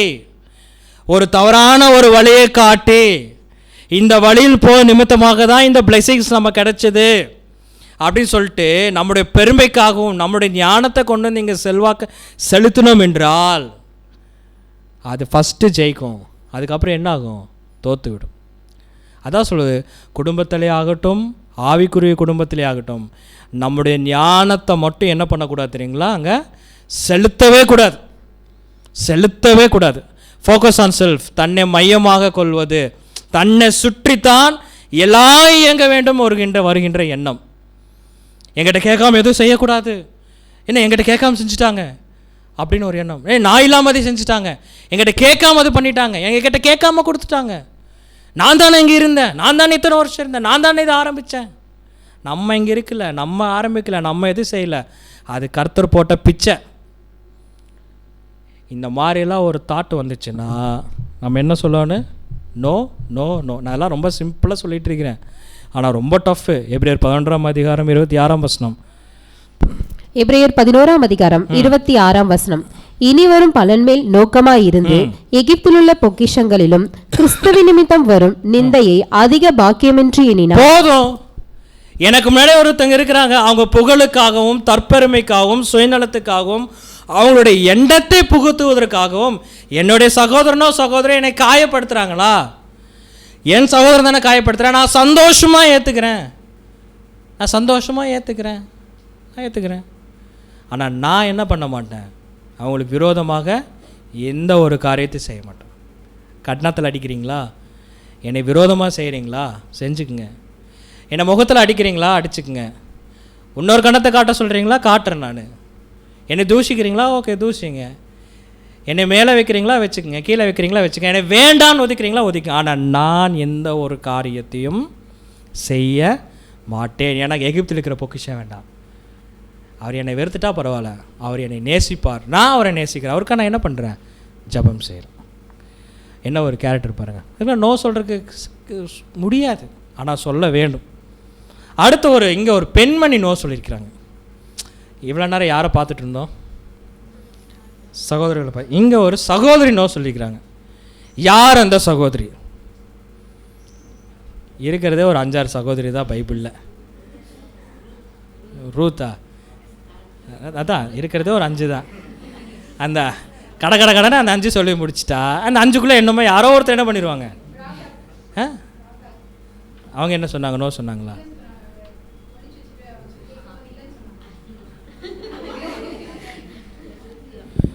சரி, ஓகே. அதான் புரிஞ்சுது. அதான் ஒழிச்சு வச்சானால அவங்க தான், வேறு யாரும் இல்லை. Okay, right. ரூத் இல்லை என்று சொன்னால், the most lovable kiss in the world, the most lovable kiss in the Bible. கரெக்டாக? யாருமே செய்யாத ஒரு காரியம் யார் செஞ்சா? ரூத் மட்டுமே செஞ்சாங்க. ரூத் 1ஆம் அதிகாரம் 14ஆம் வசனம். ரூத் 1ஆம் அதிகாரம் 14ஆம் வசனம். அப்பொழுது அவர்கள் சத்தமிட்டு அதிகமாய் அழுதார்கள். 2 பேரும் ஒரே அழுக. யாரு? ரூத் அழுக, ஒர்பால் அழுக, அதுக்கப்புறம் நகோமி அழுக. மாமியார் தான் நகோமினா ஒரே அழுக. என்ன அழுக? ஓர்பாள் தன் மாமியை முத்தமிட்டு போனாள். பாருங்க, யாராச்சும் தன் மாமியாருக்கு முத்தம் கொடுப்பாங்களா சொல்லுங்கள்? வேறு யாராவது தான் மோஸ்ட் லவபிள் கிஸ் யாராச்சும் முத்தம் கொடுப்பாங்களா தெரியுங்களா? ஆனால் இந்த அம்மா என்ன பண்ணியிருக்கு? யார் கொடுத்துருக்கு? மாமி கொடுத்துருக்கு. சரிங்களா? அதுக்கே அந்த அம்மாவுக்கு ப்ரைஸ் கொடுக்கணும், கிஃப்ட் கொடுக்கணும். ஆனால் இப்போ கொடுக்க முடியாது. ஓர்பாள் தன் மாமியை முத்தமிட்டு போனால், ரூத்தோ அவளை விடாமல் பற்றி கொண்டாள். ரூத் முத்தம் கொடுத்த மாதிரி இல்லை, ஆனால் ரூத் என்ன பண்ணல? விட்டுட்டு போகவில்லை. என்ன நடக்குது வாசிங்க. அப்பொழுது அவள், இதோ உன் சகோதரி தன் ஜனங்களிடத்துக்கும் தன் தேவர்களிடத்துக்கும் திரும்பி போய்விட்டாளே, நீயும் உன் சகோதரின் பிறகே திரும்பி போ என்றாள். இந்த அம்மா சொல்லுது, இங்கே பாருமா, என் புருஷனை இறந்துட்டான், உங்கள் புருஷனை இறந்தாச்சு, 3 பேருமே விதவியாக இருக்கிறோம். இனிமேல் நான் கல்யாணம் பண்ணி, இந்த அம்மா இனிமேல் நான் கல்யாணம் பண்ணி எனக்கு குழந்த பிறந்து அந்த குழந்தைய வளர்ந்து அந்த குழந்தைய உன்னால் எனக்கு என்ன பண்ண முடியாது? உனக்கு கட்டி வைக்க முடியாது. அதுக்கப்புறம் நீயே என்ன ஆயிடுவ? கிளவி ஆயிடுவியா? ஓகே, உனக்கு வயசாயிரு, நீயே செத்தாலும் செத்துருவ. இது நடக்காத ஒரு காரியம். நீங்கள் சின்ன பொண்ணாக இருக்கிறீங்க, பேசாமல் உங்கள் தாய் வீட்டுக்கு போய், நான் எங்கே போய்? தாய் வீடு, நல்லா புரிஞ்சுக்க, தாய் வீடு. பேசாமல் உங்கள் தாய் வீட்டுக்கு போய் நீங்கள் என்ன பண்ணுங்கன்னா கல்யாணம் பண்ணி குழந்தை குட்டியோடு நீங்கள் என்ன பண்ணுங்கள், சந்தோஷமாக வாழுங்கன்னு சொன்னோன்னே ஓர்பாளுக்கு, சே இப்படி ஒரு மாமியாரா, இப்படி உங்களுக்கு தாம்மா முத்தம் கொடுக்கணும்னு சொல்கிறேன்ட்டு ஒரே முத்தம் கொடுத்துட்டு அந்த அம்மா என்ன பண்ணிருச்சு? கிளம்பிருச்சு. ஆனால் ரூத் என்ன பண்ண மாட்டேங்கிறாங்க? முத்தமும் கொடுக்க மாட்டேங்கிறாங்க, போகவும் மாட்டேங்கிறாங்க. என்னது? முத்தமும் கொடுக்க மாட்டேங்கிறாங்க, போகவும் மாட்டேங்கிறாங்க. அப்போ ரூத் என்ன சொன்னாங்க? 1ஆம் அதிகாரம் 16ஆம் வசனம். ரூத் 1ஆம் அதிகாரம் 16ஆம் வசனம். அதற்கு ரூத், நான் உம்மை பின்பற்றாமல் உம்மை விட்டு திரும்பி போவதை குறித்து என்னோட பேச வேண்டும். பேசக்கூடாது. என்னை எங்கேயாச்சும் தாய் வீட்டுக்கு போ, தாய் வீட்டுக்கு போய் கல்யாணம் பண்ணு அப்படின்னு சொல்லி நீங்கள் என்ன பண்ணக்கூடாது? சொல்லக்கூடாது. வாய் என்ன பண்ணுங்க, க்ளோஸ் அப்படின்ட்டுச்சு. இப்போ இருக்கிற மாமியாருக்குனா கோவம் வந்திருக்கு, என்னையவே வாயை க்ளோஸ் பண்ணுங்கிறியா, நீ க்ளோஸ் பண்ணு அப்படின்ட்டு இருக்கும். ஆனால் இந்த அம்மா என்ன பண்ணிருச்சு? பேசக்கூடாது அப்படின்ட்டுச்சு. என்னோட பேச வேண்டாம். நீர் போகும் இடத்திற்கு நானும் வருவேன். நீர் போகும் இடத்திற்கு நானும் வருவேன். அம்மா, நான் போகிற இடத்துல வீடு கிடையாது, அங்கே இருக்கிறவங்கெல்லாம் ரொம்ப ஏழைகளாக இருப்பாங்க, அங்கே எந்த சொத்து கிடையாது, அங்கே தங்கறதுக்கு இடம் கிடையாது, எதுவுமே கிடையாதுமா. பரவாயில்ல, நீ போகும் இடத்திற்கு நானும் வருவேன், நீ தங்கும் இடத்திலே நானும் தங்குவேன். நீங்கள் எங்கே தங்கி இருக்கிறீங்களோ அங்கே நான் என்ன பண்ணுறேன்? தங்கிக்கிறேன். உம்முடைய ஜனம் என்னுடைய ஜனம், உம்முடைய தேவன் என்னுடைய தேவன். உம்முடைய ஜனம் என்னுடைய ஜனம், உம்முடைய தேவன் என்னுடைய தேவன். அங்கே போனால் கஷ்டம், அங்கே போனால் கொஞ்சம் தான் இருக்கும், அங்கே போனால் சாப்பாட்டுக்கு வழி இருக்காது, அங்கே போனால் நீ சந்தோஷமாக வாழ முடியாது. அப்படின் போது பரவாயில்ல, நீங்கள் எங்கே போகிறீங்களோ அங்கே நான் என்ன பண்ணுவேன்? வருவேன். இப்போ உங்களுக்கு ஒரு ஹிஸ்ட்ரி ஆஃப் ரூத் சப்ஜெக்ட் கேட்கப்படும் கேள்வி. ஹிஸ்ட்ரி ஆஃப் ரூத் சப்ஜெக்டில் நகோமி யாருக்கு அடையாளம்? நியாயப்பிரமாணமா? இது பிரதரை நான் திருப்பியும் ஹிஸ்ட்ரி ஆஃப் ரூத் எடுக்க சொல்கிறேன். ஓகே, ஹோலி ஸ்பிரிட்டும் சொல்லலாம், சத்தியம் என்ன பண்ணலாம் சொல்லலாம். சத்தியம். Okay, right. ரூத் யாருக்கு அடையாளம்? சூப்பர். மணவாட்டி கடையில் போவாஸ் யாருன்னு தெரியும், நம்முடைய ஆண்டவராகிய இயேசு. மணவாட்டி வர்ற இடம் பார்த்தீங்கன்னா அங்கே லக்ஸுரிஸாக இருக்குங்க. இங்கே எல்லோரும் வசதி உள்ளவர்களாக இருக்கிறாங்களா? இல்லை சாப்பாட்டு செல்வம் நிறைந்ததாக இருக்கா? இங்கே வந்தால் கஷ்டம்தான், இங்கே வந்தால் துன்பம்தான். ஆனால் அந்த ஒரு லைஃப் கிடச்சிது. ஆனால் அந்த லைஃபுக்கு அந்த ரூத் என்ன சொன்னாங்க? No no no. ஆக்சுவலாக சத்தியம் என்ன பண்ணிடுச்சுன்னா, சத்தியத்தை இந்த ரூத் பிடிச்சிக்கிட்டாங்க, இதுதான் உண்மைன்னு பிடிச்சிக்கிட்டாங்க. பிடிச்சினா உள்ளே வந்துட்டாங்க. என்ன நடக்குது வாசிங்க. இவ்வாறு ரூத் அந்நிய தெய்வங்களை வணங்குவதற்கும் தன் தாய் தந்தையுடன் தன் சொந்த நாட்டில் தங்குவதற்கும் இல்லை என்று சொன்னதாலும், கடவுளை முழுமையாக நம்பி அவருடைய மக்களுடன் வாழ விரும்பியதாலும் கடவுள் அவளுக்கு பெரும் வெகுமதியும் மரியாதையும் அளித்தார். அப்போ இங்கே சேர்ந்து கஷ்டம் தான் பட போகிறோம், ஆனால் கஷ்டப்பட்டா வெகுமதி கண்டிப்பாக கிடைக்கும். ரூத்துக்கு கிடைச்ச வெகுமதி என்ன அப்படிங்கும்போது எனக்கு நல்லா தெரியும். என்னது? போவாஸையும் திருமணம் பண்ணார், அதே போவாஸ் வம்சத்தில் தான் யார் வந்து பிறந்தாருங்க? நம்முடைய ஆண்டவராகிய இயேசு. எவ்வளோ பெரிய பிளெஸிங். ஆனால் இந்த இடத்துல என்ன நடக்குது தெரியுங்களா? இப்போ எல்லாருமே ட்ரூத்துக்குள்ளே வந்துட்டோம். நல்லா புரிஞ்சுங்க, எல்லாருமே ட்ரூத்துக்குள்ளே வந்துட்டோம். ட்ரூத்துக்குள்ளே வந்தாலும் இன்னும் சில நேரத்தில் அப்பப்போ எங்கே போயிடும்? அப்பப்போ தாய் வீட்டுனா கிறிஸ்மஸ் மட்டும் போய் டப்புனு கேக்கு மட்டும் வெட்டிட்டு காணிக்கு போட்டு ஓடியாந்துடுறோமா? நமக்கு தெரியும், வெளிப்படுத்தின நிச்சயம் 18ஆம் அதிகாரம் படிக்க வேண்டாம். அவன் பலத்த சத்தமிட்டு மகா பாபிலோன் வீழ்ந்தது. அது பேய்களுடைய குடியிருப்பு, சகல விதமான அசுத்தம் அருவறுப்புள்ள பறவைகளோட கூடுமாயிட்டு. அப்போ நமக்கு நல்லா தெரியும் அந்த பாபிலோனில் யார் தான் இருக்கிறான்னு பார்த்தோன்னா சாத்தான் தான். அது ஆச்சரியமானதில் சாத்தாலும் ஒளியின் தூணுடைய வேஷத்தை தரித்துக்கொண்டேன். அப்போது இங்கே தான் இருக்கிறோம். ஆனால் பாபிலோன் கேரக்டர் இருக்கு. சத்தியத்தில் தான் இருக்கிறோம், நல்லா புரிஞ்சுக்க, சத்தியத்தில் தான் இருக்கிறோம். ஆனால் பாபிலோன் கேரக்டர் இருக்கு, பாபிலோட கல்ச்சர் இருக்கு, பாபிலோட லவ் இருக்கு. ஆக்சுவலாக பாபிலோன் என்றால் என்னென்னா குழப்பம்தான். சத்தியத்தில் ஒரு குழப்பம்தான் பாபிலோன் என்றால் குழப்பம். ஆனால் இந்த வேசி என்ன பண்ணிடுறாங்க தெரியுங்களா? இந்த குழப்பத்தின் நிமித்தம், இந்த மது ஊத்து நிமித்தம் பூமியில் இருக்கிற வர்த்தகர்கள்லாம் தங்களோட வந்து வியாபாரம் செய்யும்படியாகவும் எல்லாரும் தன் கண்ட்ரோலுக்குள்ளே இருக்கும்படியாகவும் வேசித்தனம் செய்யவும் எல்லாத்தையும் என்ன பண்ணிட்டாங்கன்னா மாத்திருச்சு. அப்போ என்ன நடக்கும் அப்படின்னா, இதே பாபிலோன் கேரக்டர் தேவன் வாசம் செய்கின்ற தேவனுடைய பிள்ளைகள் இருக்கின்ற எல்லா எக்லிஷாக்களும் இந்த பாபிலோன் கேரக்டர் இருக்கும். யாருக்குள்ளே இருக்கும் அப்படின்னா நமக்குள்ளே தான் இருக்கும். நமக்குள்ளே தான் இருக்கும். என்ன பாபிலோன் கேரக்டர் அப்படின்னு பார்க்கும்போது, தன்னை யாரும் எதிர்க்கக்கூடாது. புரியுங்களா? தன்னை யாரும் எதிர்க்கக்கூடாது. நான் சொல்வதுதான் கேட்க வேண்டும், நான் நினைப்பது தான் அங்கே நடக்க வேண்டும், நான் என்ன நினச்சேன்னா அது அப்படி நான் செஞ்சு காட்டிடுவேன் அப்படிங்கிற ஒரு எண்ணம், தன்னை முதன்மையாக வைக்கின்ற எண்ணம், இதுதான் பாபிலோன் கேரக்டர். அப்போது இந்த எண்ணத்தை அவங்க அப்ளை பண்ணுறதுக்கு என்ன பண்ணுவாங்க? நிறைய குழப்பம் பண்ணுவாங்க, நிறைய கூடி பேசுவாங்க, சத்தியத்தை தவிர எல்லாம் பேசுவாங்க. ஒரு பொய் வரும், ஒரு புரட்டு வரும், ஒரு ஏமாற்று வேலை வரும், ஒரு குரூப்பிசம் வரும். இப்படி தான் பாபிலோன் என்ன பண்ணுச்சு தெரியுங்களா? செஞ்சுது. நான் சொல்கிறது பெயர் சபையை சொல்லிட்டு இருக்கேன். இது பாபிலோனுடைய கல்ச்சர். இது ஆக்சுவலாக இது மூணுமே சிம்பிள். மூணு சொல்கிறேன்.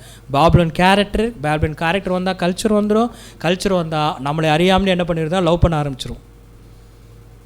சரிங்களா? நான் எப்போவும் சொல்கிறேன்னா, இங்கே இல்லை பாண்டிச்சேரின்னு இல்லை, நீங்கள் என் சப்ஜெக்ட் எங்கே எடுத்தாலும் நீங்கள் கேளுங்க. ஒரு விஷயத்தை நான் எப்போவுமே சொல்லுவேன். நம்ம எக்லீஷியாவில் இங்கே இருக்கிறோம் அப்படின்னா, நான் கோயம்புத்தூர் சொல்லும் போது அங்கே 130 பேர் 140 பேர் ஞானஸ்தானம் எடுத்த சகோதரர் இருக்கிறாங்க. இந்த 140 பேர் சேர்ந்து தான் ஒன்று கோயம்புத்தூர் எக்லீஷியாவுக்குன்னு ஒரு குரூப் இருக்குது. அந்த குரூப்பில் எத்தனை பேர் மெம்பர் தெரியுங்களா? ஞானஸ்தானம் எடுத்த 140 பேருமே. பாண்டிச்சேரியில் 30 பேர் இருக்காங்கன்னா 40 பேர் இருக்காங்கன்னா 40 பேர் சேர்ந்தால் ஒரு குரூப்பு. இது இங்கே ஒரு குரூப்பு, அங்கே ஒரு குரூப்பு, இது ஒரு குரூப்பு, அங்கே ஒரு குரூப்பு, இவங்க 20 பேர் ஒரு குரூப்புன்னா நோட் பண்ணி வச்சுங்க. It's a Babylon character. சத்தியம் உள்ள இல்லை, மது இருக்குது. நீங்கள் மது ஊற்றி கொடுக்கறனால ஒரு குரூப்புக்கு அது மது குடிச்சிட்டு தப்புனே தெரியாமல் ஒரு குரூப் இருக்கும், இது தப்புன்னு தெரிஞ்சு இன்னொரு குரூப் இருக்கும். இப்போ யோசிச்சு பாருங்களேன். இப்போ இயேசு கிறிஸ்து உள்ள வந்து அவருடைய எக்லீஷியாவில் அவர் தலையாக இருக்கிறார், அவர் மூப்பராக இருக்கிறார். இங்கே வந்து உட்காந்தா 2 கேரக்டர் இருக்கும். கரெக்டுங்களா? 2 குரூப், இங்கே ஒரு குரூப் இருக்கும், இங்கே ஒரு குரூப் இருக்கும். இது நல்லா இருக்குமா? நல்லா இருக்குமா? இது அப்படி ஒரு தாட் வருது. அப்படி ராங்காக யாரோ ஒருத்தர் விதைக்கிறார்கள், நமக்குள்ளே ராங்காக ஒருத்தர் விதைக்கிறார். பிரதர் இங்கே பாருங்கள், அந்த பிரதர் இப்படி யாராச்சும் விதைக்கிறாங்க, நான் அவங்களுக்கு அப்போவே சொல்லுங்கள், கெட் அவுட், நோ, போயிரு, வெளியே போயிரு அப்படின்றீங்க. பரவாயில்ல, நம்ம ஒன்றும் இங்கே பெரிய ஆளுக்கா வரல, நம்ம எங்கே இருக்க வேண்டும்னா பரலோகத்தில் இருக்கிறக்கா வந்து அங்கே தாங்க இருக்கணும். இந்த Babylon character, Babylon culture, Babylon நம்ம பேர் சபையில் பார்த்து அங்கே திட்டிகிட்டு இருக்கிறோம், அது அங்கே இல்லை, இங்கே தான் இருக்குது, நமக்குள்ளே தான் இருக்குது. அந்த மாதிரி ஒரு தாட் வந்துச்சுன்னா நம்ம சொல்ல வேண்டியது என்னது? No no no. அடுத்த ஒருத்தர் நோ சொன்னார், தாவீது நோனா. அவர் எங்கே நோன்னாரு? அவர் தான் பச்சாப்பா கூட தப்புன்ட்டாரு, அவர் தான் வந்து லக்கம் பார்த்துட்டாரு. வேற எங்கே ஒரு நோ சொல்லியிருக்காரு?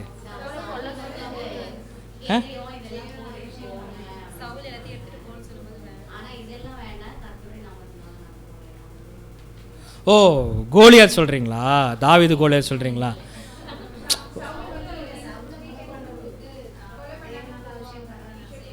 அபிஷேகம் பண்ண மாட்டேன், கை போட மாட்டேன், நோ சொன்னார் அவர். Okay, right, very good. ஓரளவுக்கு எல்லாத்துக்கும் உங்களுக்கு ஒரு 20 மார்க், 30 மார்க், 60 மார்க், 70 மார்க் கொடுக்கப்படும். டேவிட்னு சொல்லி என்ன நடந்துச்சு பாருங்கள். இன்ஸ்டா நல்லா புரிஞ்சுங்க. இங்கே இது எல்லாமே ஒவ்வொரு கேரக்டர் தான், எல்லாமே நமக்கு அப்ளை ஆகும். ஆனால் இதில் எனக்கு பர்டிகுலராக வந்து இந்த கேரக்டர் வந்து ரொம்ப ஹார்ட் டச்சிங் ஒரு கேரக்டர். எனக்கு ஹார்ட் டச்சிங் கேரக்டர். மேபி உங்களுக்கு எப்படி இருக்குன்னு தெரில. இது சம்பவத்தை படித்தா நமக்கு புரியும். பாருங்கள் என்ன நடக்குது. 1 சாமுவேல் 26ஆம் அதிகாரம் 2ஆம் வசனம். 1 சாமுவேல் 26ஆம் அதிகாரம் 2ஆம் வசனம். அப்பொழுது சவுல் சீப் வனாந்தரத்திலே தாவீதை தேடும்படி எழுந்து இஸ்ரவேலிலே தெரிந்து கொள்ளப்பட்ட 3000 பேரோடு கூட சீப் வனாந்தரத்துக்கு புறப்பட்டு போனான். சவுலுக்கு நியூஸ் வந்துருச்சு, சீப் வனாந்தரத்தில் யார் இருக்கிறா, தாவீது இருக்கான்னு சொல்லிட்டு. தாவீதை எப்படியே பிடிக்க வேண்டும் என்பதற்காக எத்தனை பேர்த்து கூட போகிறாரு? 3000 படை வீரர்களோட போகிறார். எப்படியாச்சும் போய் தாவீதை என்ன பண்ணிடலாம், பிடிச்சிடலாம் அப்படின்னு. நைட் ஆகுது, ஈவினிங் மேலே ஆகுது. சரி, இனிமேல் தாவீதை போய் பிடிக்க முடியாது. ஏன்னா என்ன ஆயிடுச்சு, இவனை 3000 பேர் என்ன பண்ணால் உங்களுக்கு தெரியும், கேம்ப் போட்டுக்கிறாங்க. அந்த சீப் வனாந்தரத்தில் என்ன பண்ணால் கேம்ப் போட்டுக்கிறாங்க. கேம்ப் போட்டு அங்கே தங்கி இருக்கிறாங்க. 3000 பேர் இருக்கிறாங்க. 3000 பேர்த்துக்கு அந்த செக்யூரிட்டி, அந்த ஒரு பாதுகாப்பில் யார் படுத்துட்ருக்கிறா? சவுல் படுத்துட்ருக்கிறார். இந்த கேம்பில் என்ன நடக்குது? 1 சாமுவேல் 26ஆம் அதிகாரம் 6ஆம் வசனம். 1 சாமுவேல் 26ஆம் அதிகாரம் 6ஆம் வசனம். தாவீது ஏத்தியனாகிய அகிமெலேக்கையும் செருயாவின் குமாரனும் யோவாபின் சகோதரனுமாகிய அபிசாயையும் பார்த்து, என்னோட கூட சவுலிடத்திற்கு பாளையத்தில் இறங்கி வருகிறவர் யார் என்றதுக்கு. இப்போ அந்த நைட் டைமில் தாவீது கேட்குறாரு, நான் இப்போ சவுலை பார்க்க போகிறேன், சவுலோட பாளையத்துக்கு போகிறேன், இங்கே தைரியமா எங்கூட வரக்கு உயிரே துச்சம் என்று நினைத்து தாவீது கூட வரக்கு இங்கே யாராச்சும் இருக்கிறாங்களா அப்படின்னு அவருடைய தளபதிகள்லாம் பார்த்து கேட்கும் போது என்ன நடக்குது வாசிங்க. அபிசாய், நாம் உம்மோட கூட வருகிறேன் என்றார். அபிசாய் சொல்கிறார், தாவீது ராஜாவே, நான் என்ன பண்ணுறேன், இன்னும் யார் உங்களுக்காக நான் என்ன பண்ணுவேன், உயிரே கொடுப்பேன். அங்கே 3000 பேர் இருக்கிறாங்களா, 3001 யார் சவுலோட சேர்த்து 3001 இருக்கிறாங்களா, உங்களுக்காக நான் என்ன பண்ணுவேன், உயிரே கொடுப்பேன். நான் உங்கள் கூட இங்கே வரேன், அந்த பாளையத்திற்கு இறங்குவேன். சும்மா சாதாரண விஷயம் இல்லைங்க. இது எப்படி தெரியுங்களா, இந்தியாவிலேருந்து பாகிஸ்தான் போகிற மாதிரி போயிட்டு வந்துட முடியுமா? பெஷாவரில் போய் ஒரு பிரியாணி மட்டும் சாப்பிட்றேன்னு போக முடியுமா? பார்டர் கிராஸ் பண்ணாலே என்ன பண்ணுவாங்க, பேசுவாங்களா? சுட்டுருவாங்க. சுட்டுட்டு தான் பேசுவாங்க, பாடி தரணுமா வேண்டாமா அப்படின்னு. அப்போது அந்த மாதிரி ஒரு டஃப்பான ஒரு ட்ராஜடியான ஒரு காரியத்தை யார் செய்கிறாருன்னா தாவீது செய்கிறார். அபிஷாய் என்ன பண்ணுறார், செத்தாலும் பரவாயில்ல உங்களுக்காக நான் என்ன பண்ணுறேன், உயிரை கொடுக்குறேன்னு சொல்லிட்டு அபிஷாய் போகிறார், வீரம் கொண்டு எந்திரிச்சு போகிறார். அங்கே போனால் என்ன நடக்குது? 1 சாமுவேல் 26ஆம் அதிகாரம் 8ஆம் வசனம். 1 சாமுவேல் 26ஆம் அதிகாரம் 8ஆம் வசனம். அப்பொழுது அபிசாய் தாவீதை பார்த்து, இன்று தேவன் உம்முடைய சத்துருவை உம்முடைய கையில் ஒப்பு கொடுத்தார். இப்பொழுது நான் ஓகே இப்போ நிறைய கஷ்டப்பட்டு அந்த கேம்புக்குள்ளே போய் அந்த 3000 பேர்த்த தாண்டி, சாதாரண விஷயமே கிடையாது, எத்தனை நேரம் எடுத்துச்சு நமக்கு தெரியாது, தாண்டி கஷ்டம் போய் பக்கத்தில் நின்னா தாவீது நிற்கிறாரு, அபிஷாய் நிற்கிறாங்க. கீழே யார் படுத்துட்ருக்கிறா? அங்கே பெட்டெல்லாம் படுக்கல, அது கேம்ப்பு, கீழே தான் படுத்துருப்பாங்க. நீ யார் படுத்துட்ருக்கிறா? சவுல் படுத்து. 2 மனுஷன் வந்து நிற்கிறதே தெரியாமல் இப்போ யார் தூங்கிட்டு இருக்கிறா? சவுல் நல்லா தூங்கிட்டு இருக்கிறார். யாருக்கு இப்போ ரொம்ப சந்தோஷம்? அபிஷாய்க்கு பயங்கர சந்தோஷம். என்ன சொல்கிறாருன்னா, தேவன் உம்முடைய சத்ருவை உம்முடைய கையில் என்ன பண்ணிட்டாரு, ஒப்புக்கோ. இதுக்கு தானே பாளையத்துக்கு வந்தீங்க, இதுக்கு தானே என்ன கூட்டிகிட்டு வந்தீங்க. இப்போ தேவன் என்ன பண்ணிக்கிறார், உங்களை ஜபத்தை கேட்டிருக்கிறார். என்னது கட்டு தானே, அங்கே எங்கே ஜபம் பண்ணான்னு கேட்குறீங்க, வரும், இதெல்லாம் நமக்கு நடக்கும். அதுக்கு தான் அதை இப்போயே ஆட் பண்ணிக்கிறேன். தேவன் உங்கள் ஜபத்தை என்ன பண்ணியிருக்கிறார், கேட்டிருக்கிறார். அந்த சத்ருவை உங்கள் கையில் என்ன பண்ணியிருக்கிறார், ஒப்பு கொடுத்துருக்கிறார். இன்றைக்கி முடிச்சிருங்க அப்படின்னார். அப்போ என்ன நடக்குது, அவர் கேட்குற, அபிஷாய் கேட்குற பாருங்க, இப்போது நான் அவனை, யார் அபிஷாய், இப்போது நான் அவனைங்கிறது சவுல ஈட்டியால் 2 குத்தாக குத்தாமல். நீங்கள் புரிஞ்சுதுங்களா? சும்மா சச்சக்குலாம் குத்த மாட்டேன். ஒரே குத்தாக நிலத்தில் உருவ குத்துட்டுமா கேட்குறாரு. சும்மா குத்து செய்யலாம் என்னது, நீங்கள் பர்மிஷன் கொடுங்க, என்ன பண்ணுறேன், ஒரே குத்து. ஒரு குத்தில் ஈட்டி எங்கே போயிடணும், நிலத்தில் போயிடணும். கழுத்துக்குள்ளே போய் எங்கே போகணும், நிலத்தில் போயிடணும். பர்மிஷன் கொடுங்க, நீங்கள் எஸ் சொல்லுங்க. இப்போ நான் என்ன பண்ணிடுறேன், நீங்கள் எஸ் சொல்லுங்க, குத்துட்டுமா அதான் கேட்குறாரு. ஒரே குத்தாக நிலத்தில் உருவ குத்துட்டுமா. தாவீது எஸ்ன்னு சொல்லியிருந்தா என்ன பண்ணியிருப்பாருங்க, ஒரே குத்து. தாவீது எஸ் சொன்னாரா?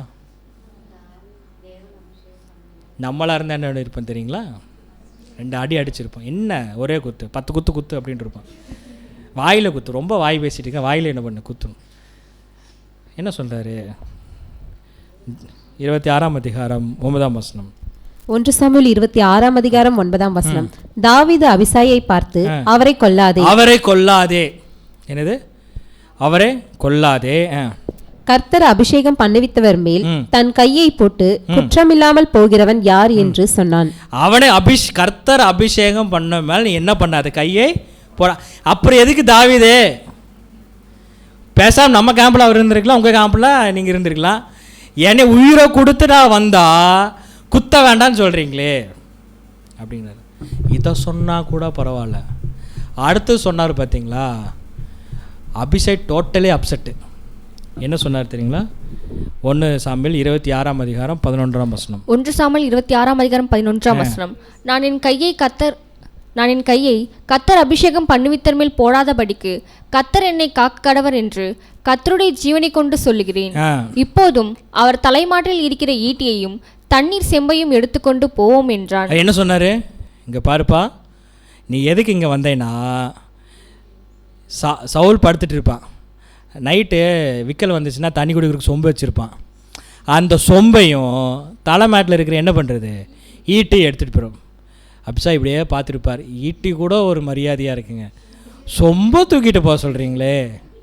இந்த சொம்பை தூக்கிட்டு வர்றக்கு இப்போ நான் நைட்டா இதில் வர தாவீது டைலாக் கேட்டார், அப்படி தானே கேட்டார், யார் வருகிறீர்கள்,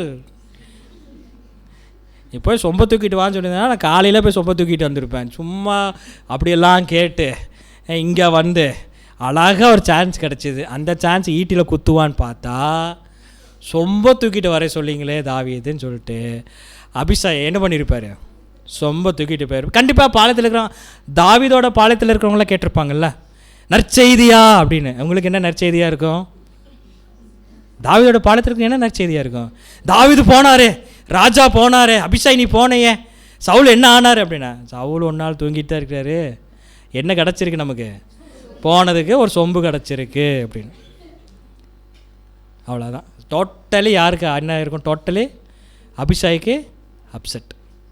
ஒன்றுமே பண்ண, தாவீது சொல்லியாச்சு, சொம்பை தூக்கிட்டு என்ன பண்ணிட்டாருங்க, வந்துட்டார். கேட்பாங்கல்ல, பாளையத்துக்கு போனீங்க என்ன நடந்துச்சு அப்படின்னா, என்ன அவங்க சொம்பு வச்சுருப்பாங்க. சொம்பை பார்க்க எப்படி இருக்கும், அது சொம்பு இல்லை, அது யாரோட உயிர், என்னோட உயிர், அபிஷாயோட உயிர். இந்த உயிரை பணம் வச்சு தானே சொம்பத்துக்கு எடுத்துகிட்டு வந்திருக்காரு.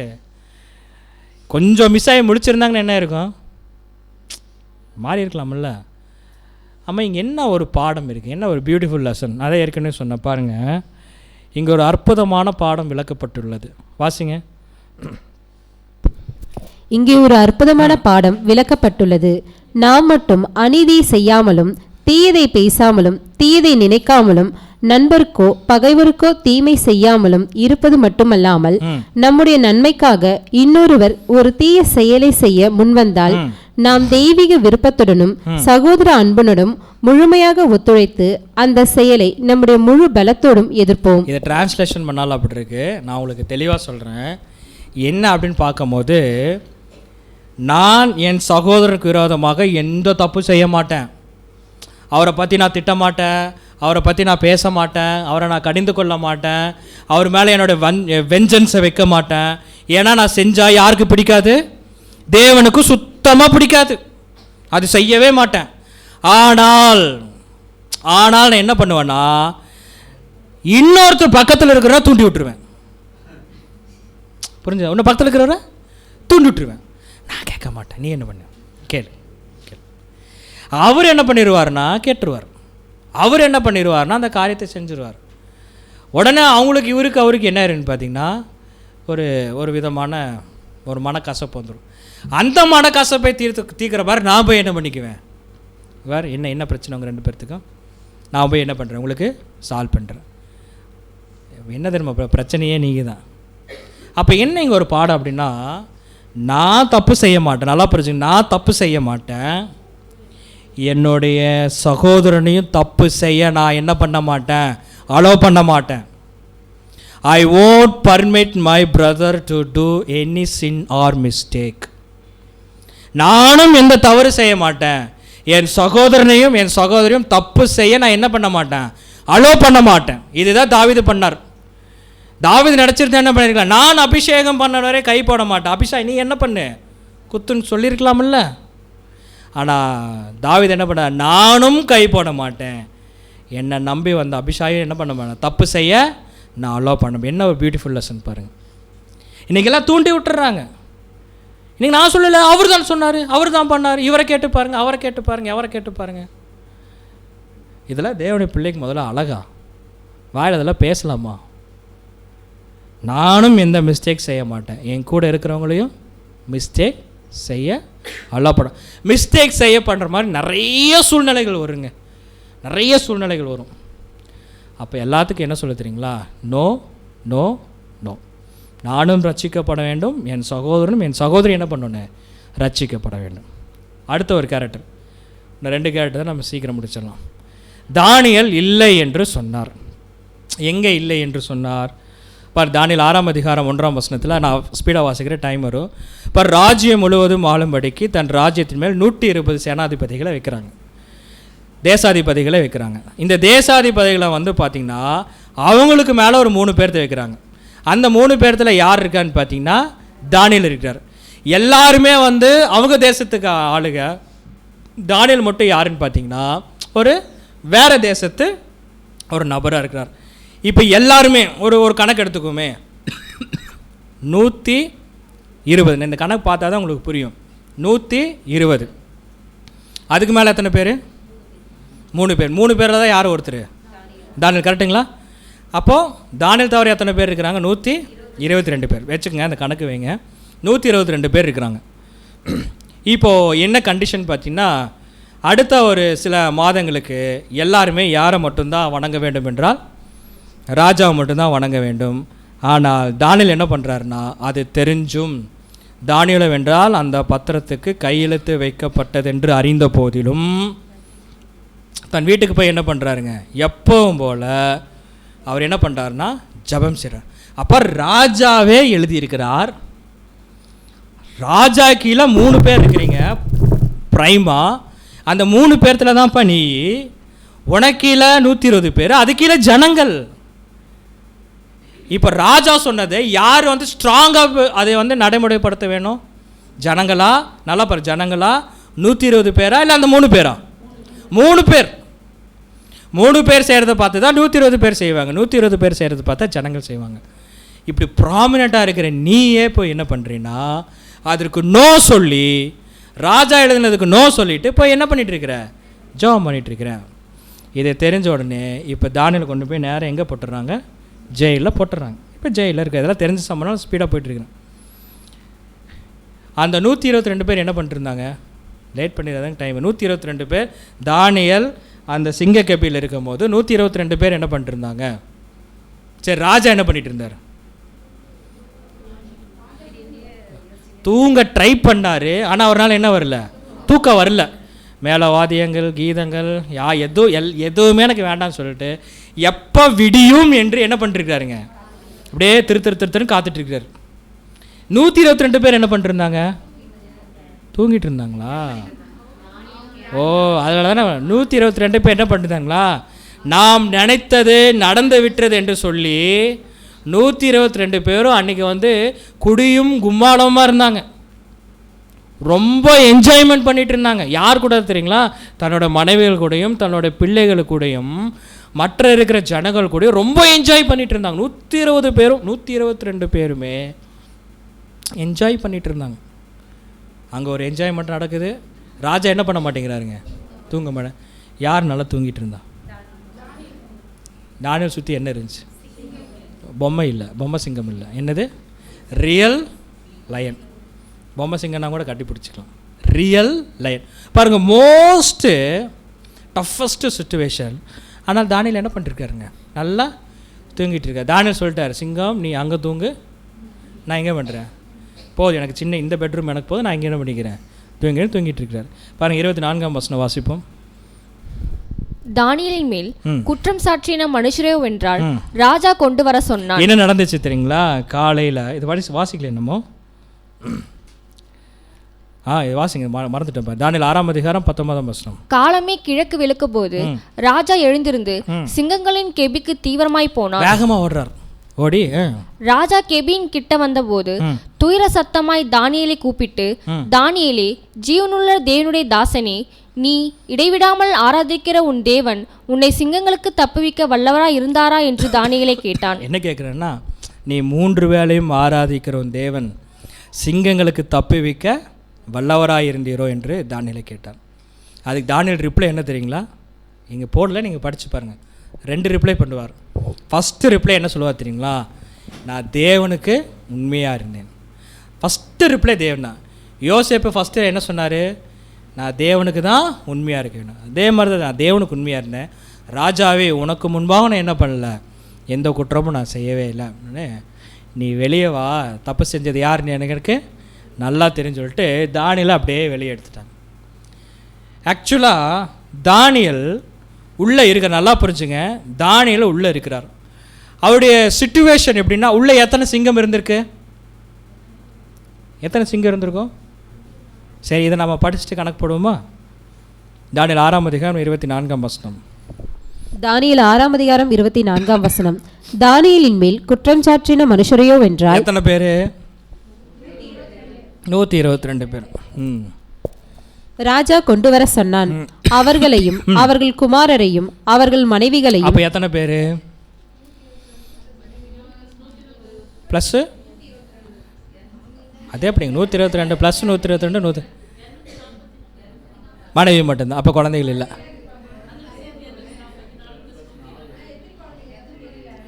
சரி, ஒரு ஆளுக்கு ஒன்றுனே வைங்களேன்.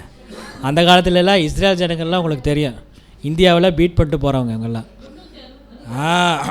சரி, 366 விட்டுருங்க, ஒரு 300 எடுத்துக்கோமா? இது தோராயமாக தான் 300 பேர் எடுத்துக்கோமா? இப்போ இந்த 300 பேரை எங்கே போடுறாங்க? சிங்க கெபியில் போடுறாங்க. வாசிங்க. அவர்கள் மனைவிகளையும் சிங்கங்களின் கெபியிலே போட்டார்கள். அவர்கள் கெபியின் அடியிலே சேரும் முன்னே. யாரு அங்கே 300 பேர் சிங்க கெபியில் கீழே, அவங்க கால் கீழே படுவதற்கு முன்பாகவே சேரும் முன்னே சிங்கங்கள் அவர்கள் மேல் பாய்ந்து அவர்கள் எலும்புகளை எல்லாம் நொறுக்கி போட்டு அவர்கள் எலும்புகளை எல்லாம் நொறுக்கி போட்டுச்சு. அப்போ அந்த சிங்க கெபிக்குள்ள தானியேல் தூங்கிட்டு இருக்கும் போது எத்தனை சிங்கம் இருந்திருக்கும்? ஒரு ஆளுக்கு ஒரு சிங்கனால 300 சிங்கம். எப்படிங்க இப்படிலாம் கணக்கு போடுறீங்க? ப்ரைஸ் தான். தோராயமாக பார்த்தீங்கன்னு வச்சுங்களேன், மேபி ஒரு 200-300 சிங்கங்கள் என்ன பண்ணியிருக்கலாம், இதெல்லாம் கணக்காக இருந்திருக்கலாம். 300 சிங்கங்கள் இருந்திருக்கு முன்னாடி. ஆனால் ஒரு சிங்கம் கூட தானியேல் எதுவுமே பண்ண. இதெல்லாம் நம்ம அடிக்க சண்டே கிளாஸ்லேருந்து படிக்கிறது தான். என்ன தேவன் நீங்கள் சொல்ல வர்றார் அப்படின்னா, ராஜா எழுதிட்டார், ராஜாவோடைய கண்டிஷன் ரூல் கொடுத்துட்டார்.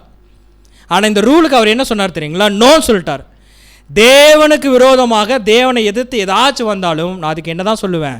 எஸ் சொல்ல மாட்டேன். நான் என்ன தான் சொல்லுவேன்? நோ சொல்லுவேன். எனக்கு விரோதமாக நிறைய பேர் எழும்பிட்டாங்க. இப்போ தான் சங்கீதம் 23ஆம் அதிகாரம் தானியேலுக்கு மைண்டில் வந்திருக்கும். அங்கே 300 சிங்கங்கள் இருந்திருக்கும். நல்லா பாருங்கள், 300 சிங்கங்கள் இருந்திருக்கும். தானியேல் என்ன சொல்லியிருப்பார் தெரியுங்களா? நான் மரண இருளில் பள்ளத்தாக்கில் நடந்தாலும் பொல்லாப்புக்கு பயப்படேர், தேவரீர் நீர் என் கூட இருக்கிறீர், உமது கோலும் உமது தடியும் என்னை தேற்றும். போதும். என்ன மரண சிங்கம் சாப்பிட மரண இருள் பள்ளத்தாக்கு. ஆக்சுவலாக தானியேல் இருந்தார், விசுவாசிச்சார், அங்கேயும் ஜெபம் பண்ணியிருப்பார், தேவன் காப்பாற்றினார். தேவன் கொடுக்குற ப்ராமிஸ் என்ன தெரியுங்களா? அதே சங்கீதம் 23ஆம் அதிகாரம் தான் தானியேல் சொன்னான். உன் தலையை எண்ணெயினால் என்ன பண்ணியிருக்கிற, அபிஷேகம் பண்ணியிருக்கிறேன். உன்னை இந்த கெபிக்குள்ளே போட்டாங்களா, உன் சத்துருக்கு முன்பாக உனக்கு நான் என்ன பண்ணுறேன், ஒரு பெரிய பந்தி, ஒரு விருந்தனை என்ன பண்ணுறேன், ஆயத்தம் பண்ண, பெரிய விருந்து. அப்படின்னா என்னென்னா, உன்னை யார் குற்றம் சாட்டினாங்களோ அவர்களும் அவர் குடும்பமும் அவர் பிள்ளைகளும் இதே சிங்க கபியில் என்ன பண்ணுவாங்க, விழுவாங்க. எல்லாரும் விழுந்தாங்க, எல்லாரும் மரணம் அடைஞ்சாங்க. போதும், தேவன் நம்ம கூட இருந்தால் போதுங்க. நமக்கு விரோதமாக யாராச்சும் எலும்புங்கிறாங்கன்னு வச்சுக்கோங்களேன், எலும்பி அந்த எலும்பு நிமித்தமாக அவங்களுக்கு ஜெயம் கிடைக்கும். நல்லா பாருங்க, என்ன கிடைக்கும், ஜெயம் கிடைச்சனால தான் போய் என்ன பண்ணாங்க, ட்ரிங்க்ஸ் பண்ணி என்ஜாய் பண்ணாங்க. ஜெயம் கிடைக்கும். நமக்கு விரோதமாக எழும்புனா ஜெயம் கிடைக்கும், கிடைக்காதெல்லாம் சொல்ல, ஜெயம் கிடைக்கும். ஆனால் அந்த ஜெயம் நிரந்தரம் அல்ல, நிரந்தரம் அல்ல. நீங்கள் எதனால ஒருத்தரை கமுத்துனீங்களோ, அதாவது நீங்கள் எதனால ஒருத்தரை கமுத்துனீங்களோ அதே இதனால் நீங்கள் என்ன பண்ணுவீங்கன்னா விழுவீங்க. அதுதான் எங்கள் லெசன். அப்போ நமக்கு எதிரி யார் அப்படின்னு பார்க்கும்போது முக்கியமாக 3 பேர் இருக்கிறாங்க. ஒன்று சாத்தான், ஒன்று பொல்லாத ஆவிகள், நான் வானமண்டலத்தில் இருக்கிற சேனைகள், எல்லாருமே இருக்குது, அந்த wicket spirit and high place.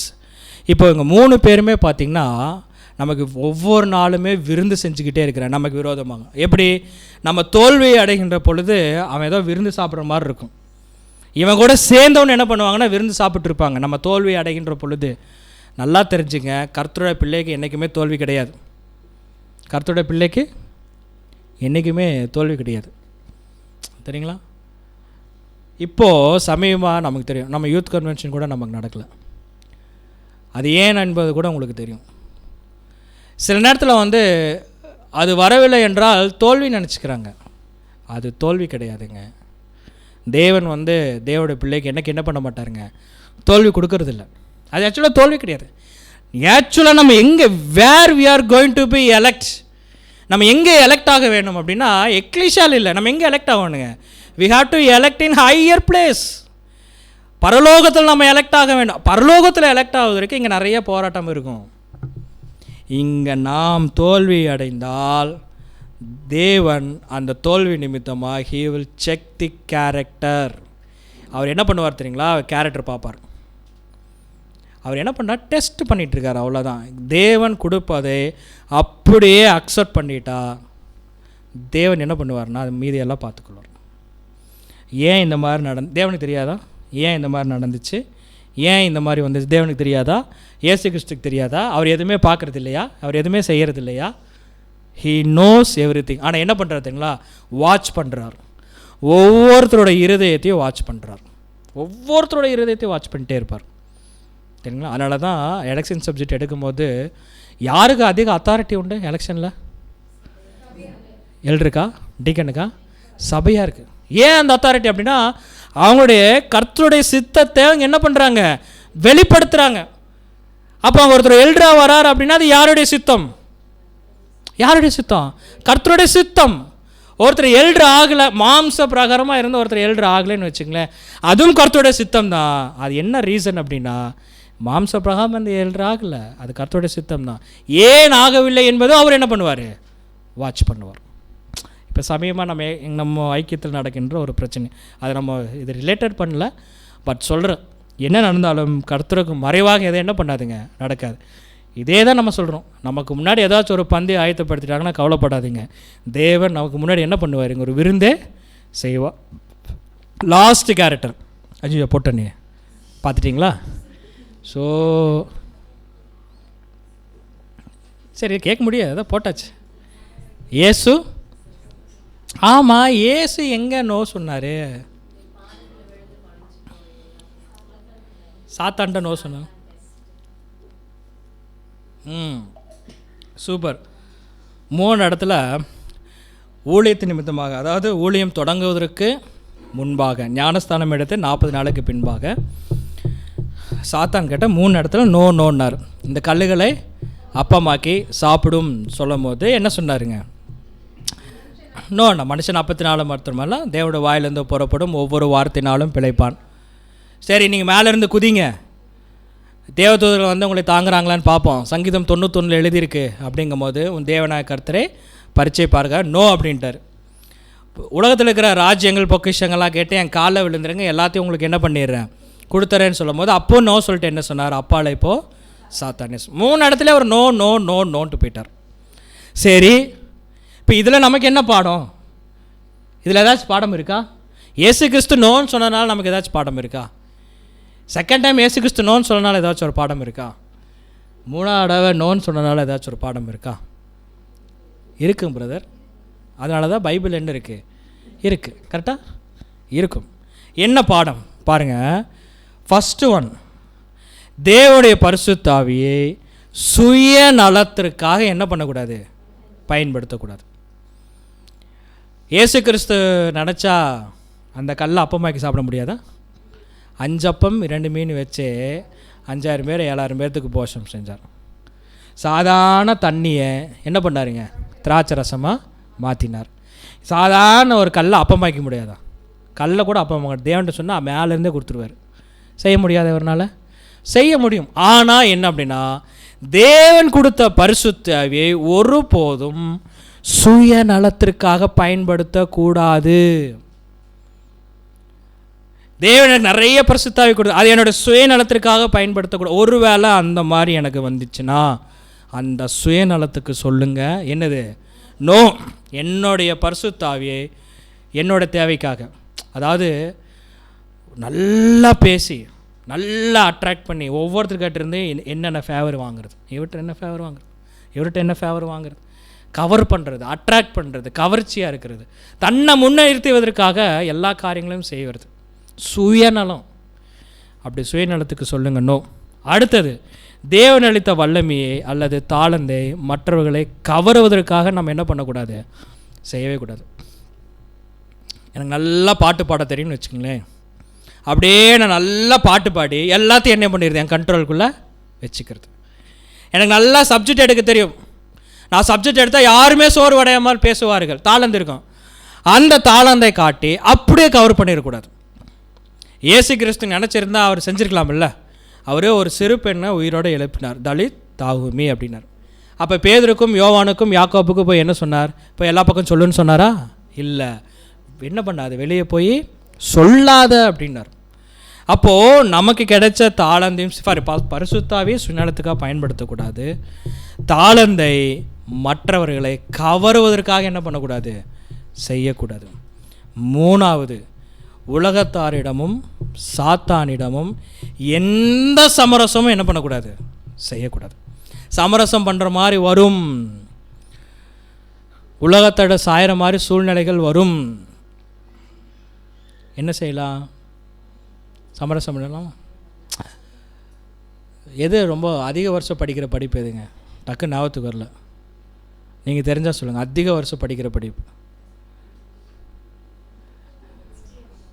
கஷ்டமாக கேள்வி கேட்டேன்னா, ரொம்ப கஷ்டமாக கேட்டேன், ரொம்ப திணறீங்கல்ல, இந்த கேள்விக்கு பதில் சொல்லாமல் திணறீங்கல்ல.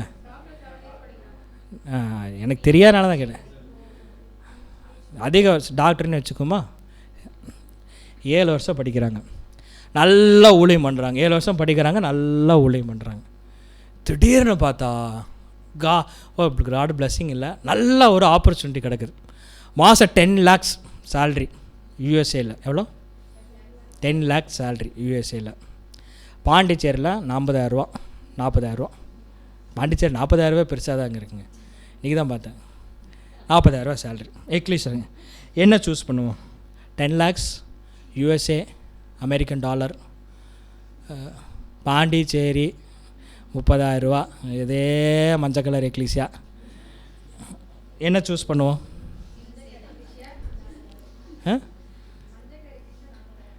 மஞ்சள் கலர் எக்லீசியா 40,000? அது இல்லை. What we will choose? யூஎஸ்ஏவா? யூஎஸ்ஏ மைண்ட் எப்படி தெரியுங்களா போகும்? நான் இப்போ யூஎஸ்ஏ போய் சம்பாரித்து 10 லட்ச ரூபா இல்லை 5 லட்ச ரூபா யார் கொடுக்க போகிறேன்? பாண்டிச்சேரி எக்லிக்ஸாக தான் கொடுக்க போகிறேன். எல்லாம் பழைய ஏசி எல்லாம் மாற்றி புது ஏசியாக போட்டு தான் சொல்கிறேன், புது ஏசியாக போட்டு இந்த பில்டிங்கை வேறு பில்டிங் ஆக்கி பஸ் ஸ்டாண்டு பக்கத்துலேயே பெருசாக ஒன்று என்ன பண்ணிடுவோம், கட்டிடுறோன்ட்டு போவோம். சமரசம், உலகத்தாரிடமும் உலகத்தினும் சாத்தானும் என்ன பண்ணுறோம்? சமரசமாகிறோம். தேவனுக்கு தெரியாதா? தேவனுக்கு தெரியாதா? எந்த சமரசம் செய்யக்கூடாது. பிரதர், அப்போ டாக்டருக்கு படிச்சுட்டு அமெரிக்கா போகக்கூடாதா அப்படின்னு கேட்டுறாதீங்க. அந்த சூழ்நிலையை என்னதான் எத்தனை பேர் சொன்னாலும் தேவன் அந்த சூழ்நிலையை உங்கள் கண்ணு முன்னாடி கொண்டு வந்து நிறுத்துவார்.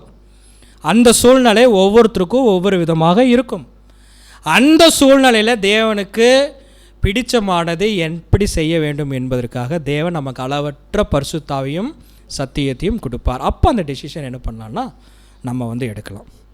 அன்பான சகோதர சொல்ல யோசிச்சு பாருங்கள், எத்தனை கேரக்டர் பார்த்துருக்குறோம்? 7 கேரக்டர் பார்த்துருக்குறோமா? 7 கேரக்டரில் இயேசு கிறிஸ்துவை விட்டுருங்க.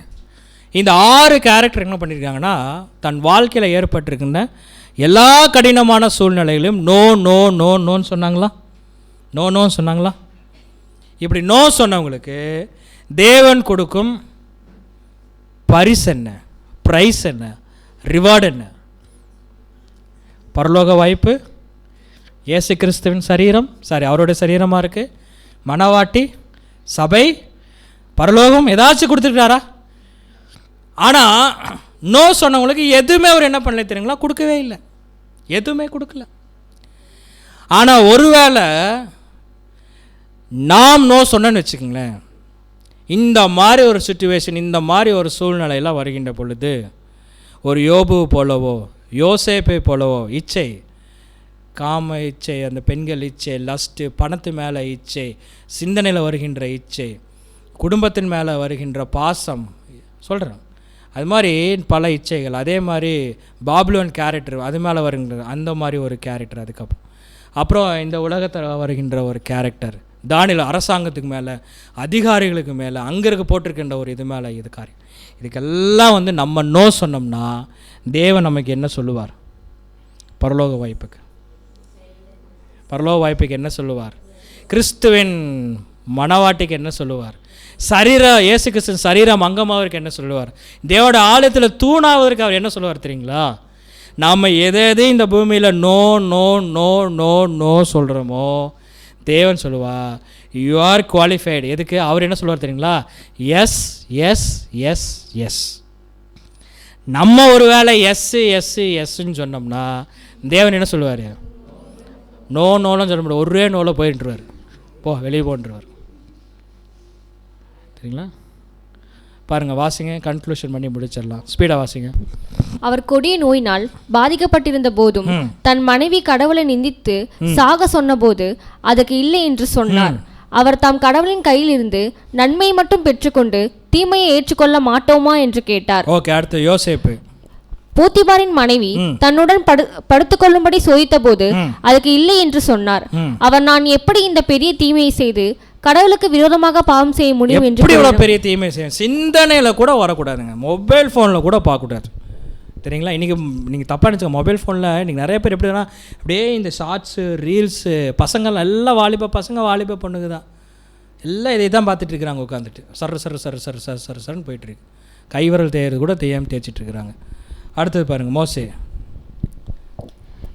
பார்வோனின் மகனாக வாழ்ந்த அவர் எகிப்தின் செல்வங்களையும் ஆட்சியையும் மறுத்து கடவுளின் மக்களுடன் துன்பப்படுவதை தேர்ந்தெடுத்தார். நமக்கு சந்தோஷம் வருங்க, அதெல்லாம் விட்டுட்டு நம்ம சகோதரர்கள் கூட தான் என்ன பண்ணணுங்க? சந்தோஷத்தை, அந்த துன்பத்தை ஏற்றுக்கொள்ள வேண்டும். உலகத்தில் வருகின்ற எல்லா இதுக்கும் நோ சொல்ல வேண்டும். வாசிங்க. ரூத் அவள் தன் மக்கள் மற்றும் அவர்களின் தெய்வங்களிடமிருந்து திரும்பி செல்லாமல் நொகோமியுடன் தங்கி அவள் கடவுள் என் கடவுளாக இருப்பார் என்று கூறி இல்லை என்று சொன்னார். ரூத். தாவீது அடுத்தது. அவருக்கு ஒரு நல்ல வாய்ப்பு இருந்தும் தூங்கிக் கொண்டிருந்த சவுல் ராஜாவை கொல்ல இல்லை என்று சொன்னார். அவர் கர்த்தரால் அபிஷேகம் பண்ணப்பட்டவர் மேல் என் கையை நீட்டுவது கர்த்தருக்கு விலக்காவதாக என்று கூறினார். ஓகே, அடுத்த 2 நம்ம முடிச்சலாம். தானியேல். அவர் ராஜாவின் கட்டளைக்கு கீழ்ப்படியாமல் தொடர்ந்து கடவுளை 3 முறை ஜெபித்து தன் வழக்கத்தை மாற்றிக்கொள்ள இல்லை என்று சொன்னார். ஓகே, அடுத்து ஆண்டவராகிய இயேசு கிறிஸ்து. வனாந்தரத்தில் சாத்தான் அவரை சோதித்த போது அவர் தன் பிதாவுக்கு முழு விசுவாசத்துடன் இருந்து சாத்தானின் 3 சோதனைகளுக்கும் இல்லை என்று பதிலளித்தார். ஒவ்வொரு முறையும் வேதத்தில் எழுதியிருக்கிறது என்று கூறி வேதத்தை குறிப்பிட்டார். வேதத்தையே அவர் என்ன பண்ணிக்கிறார், குறிப்பிட்டிருக்கார். இதே தான் கிரைஸ்ட் வேதத்தையும் சத்தியத்தையும் இதை தவிர வேறு எதையும் நம்ம என்ன பண்ணக்கூடாதுங்க, நேசிக்க கூடாது. எல்லாத்துக்கும் நம்ம என்ன சொல்ல வேண்டியதாக இருக்கிறோம், நோ சொன்னால் நிச்சயமாகவே தேவன் நமக்கு என்ன சொல்லுவார்னு பார்த்திங்கன்னா ஒரு ஆசீர்வாதத்தை சொல்லுவார் என்பதை இந்த பாடத்தின் மூலமாக தியானித்துள்ளோம். தேவன் தாமே இந்த வார்த்தை நமக்கு ஆசீர்வாதமாக தருவாராக. ஆமேன்.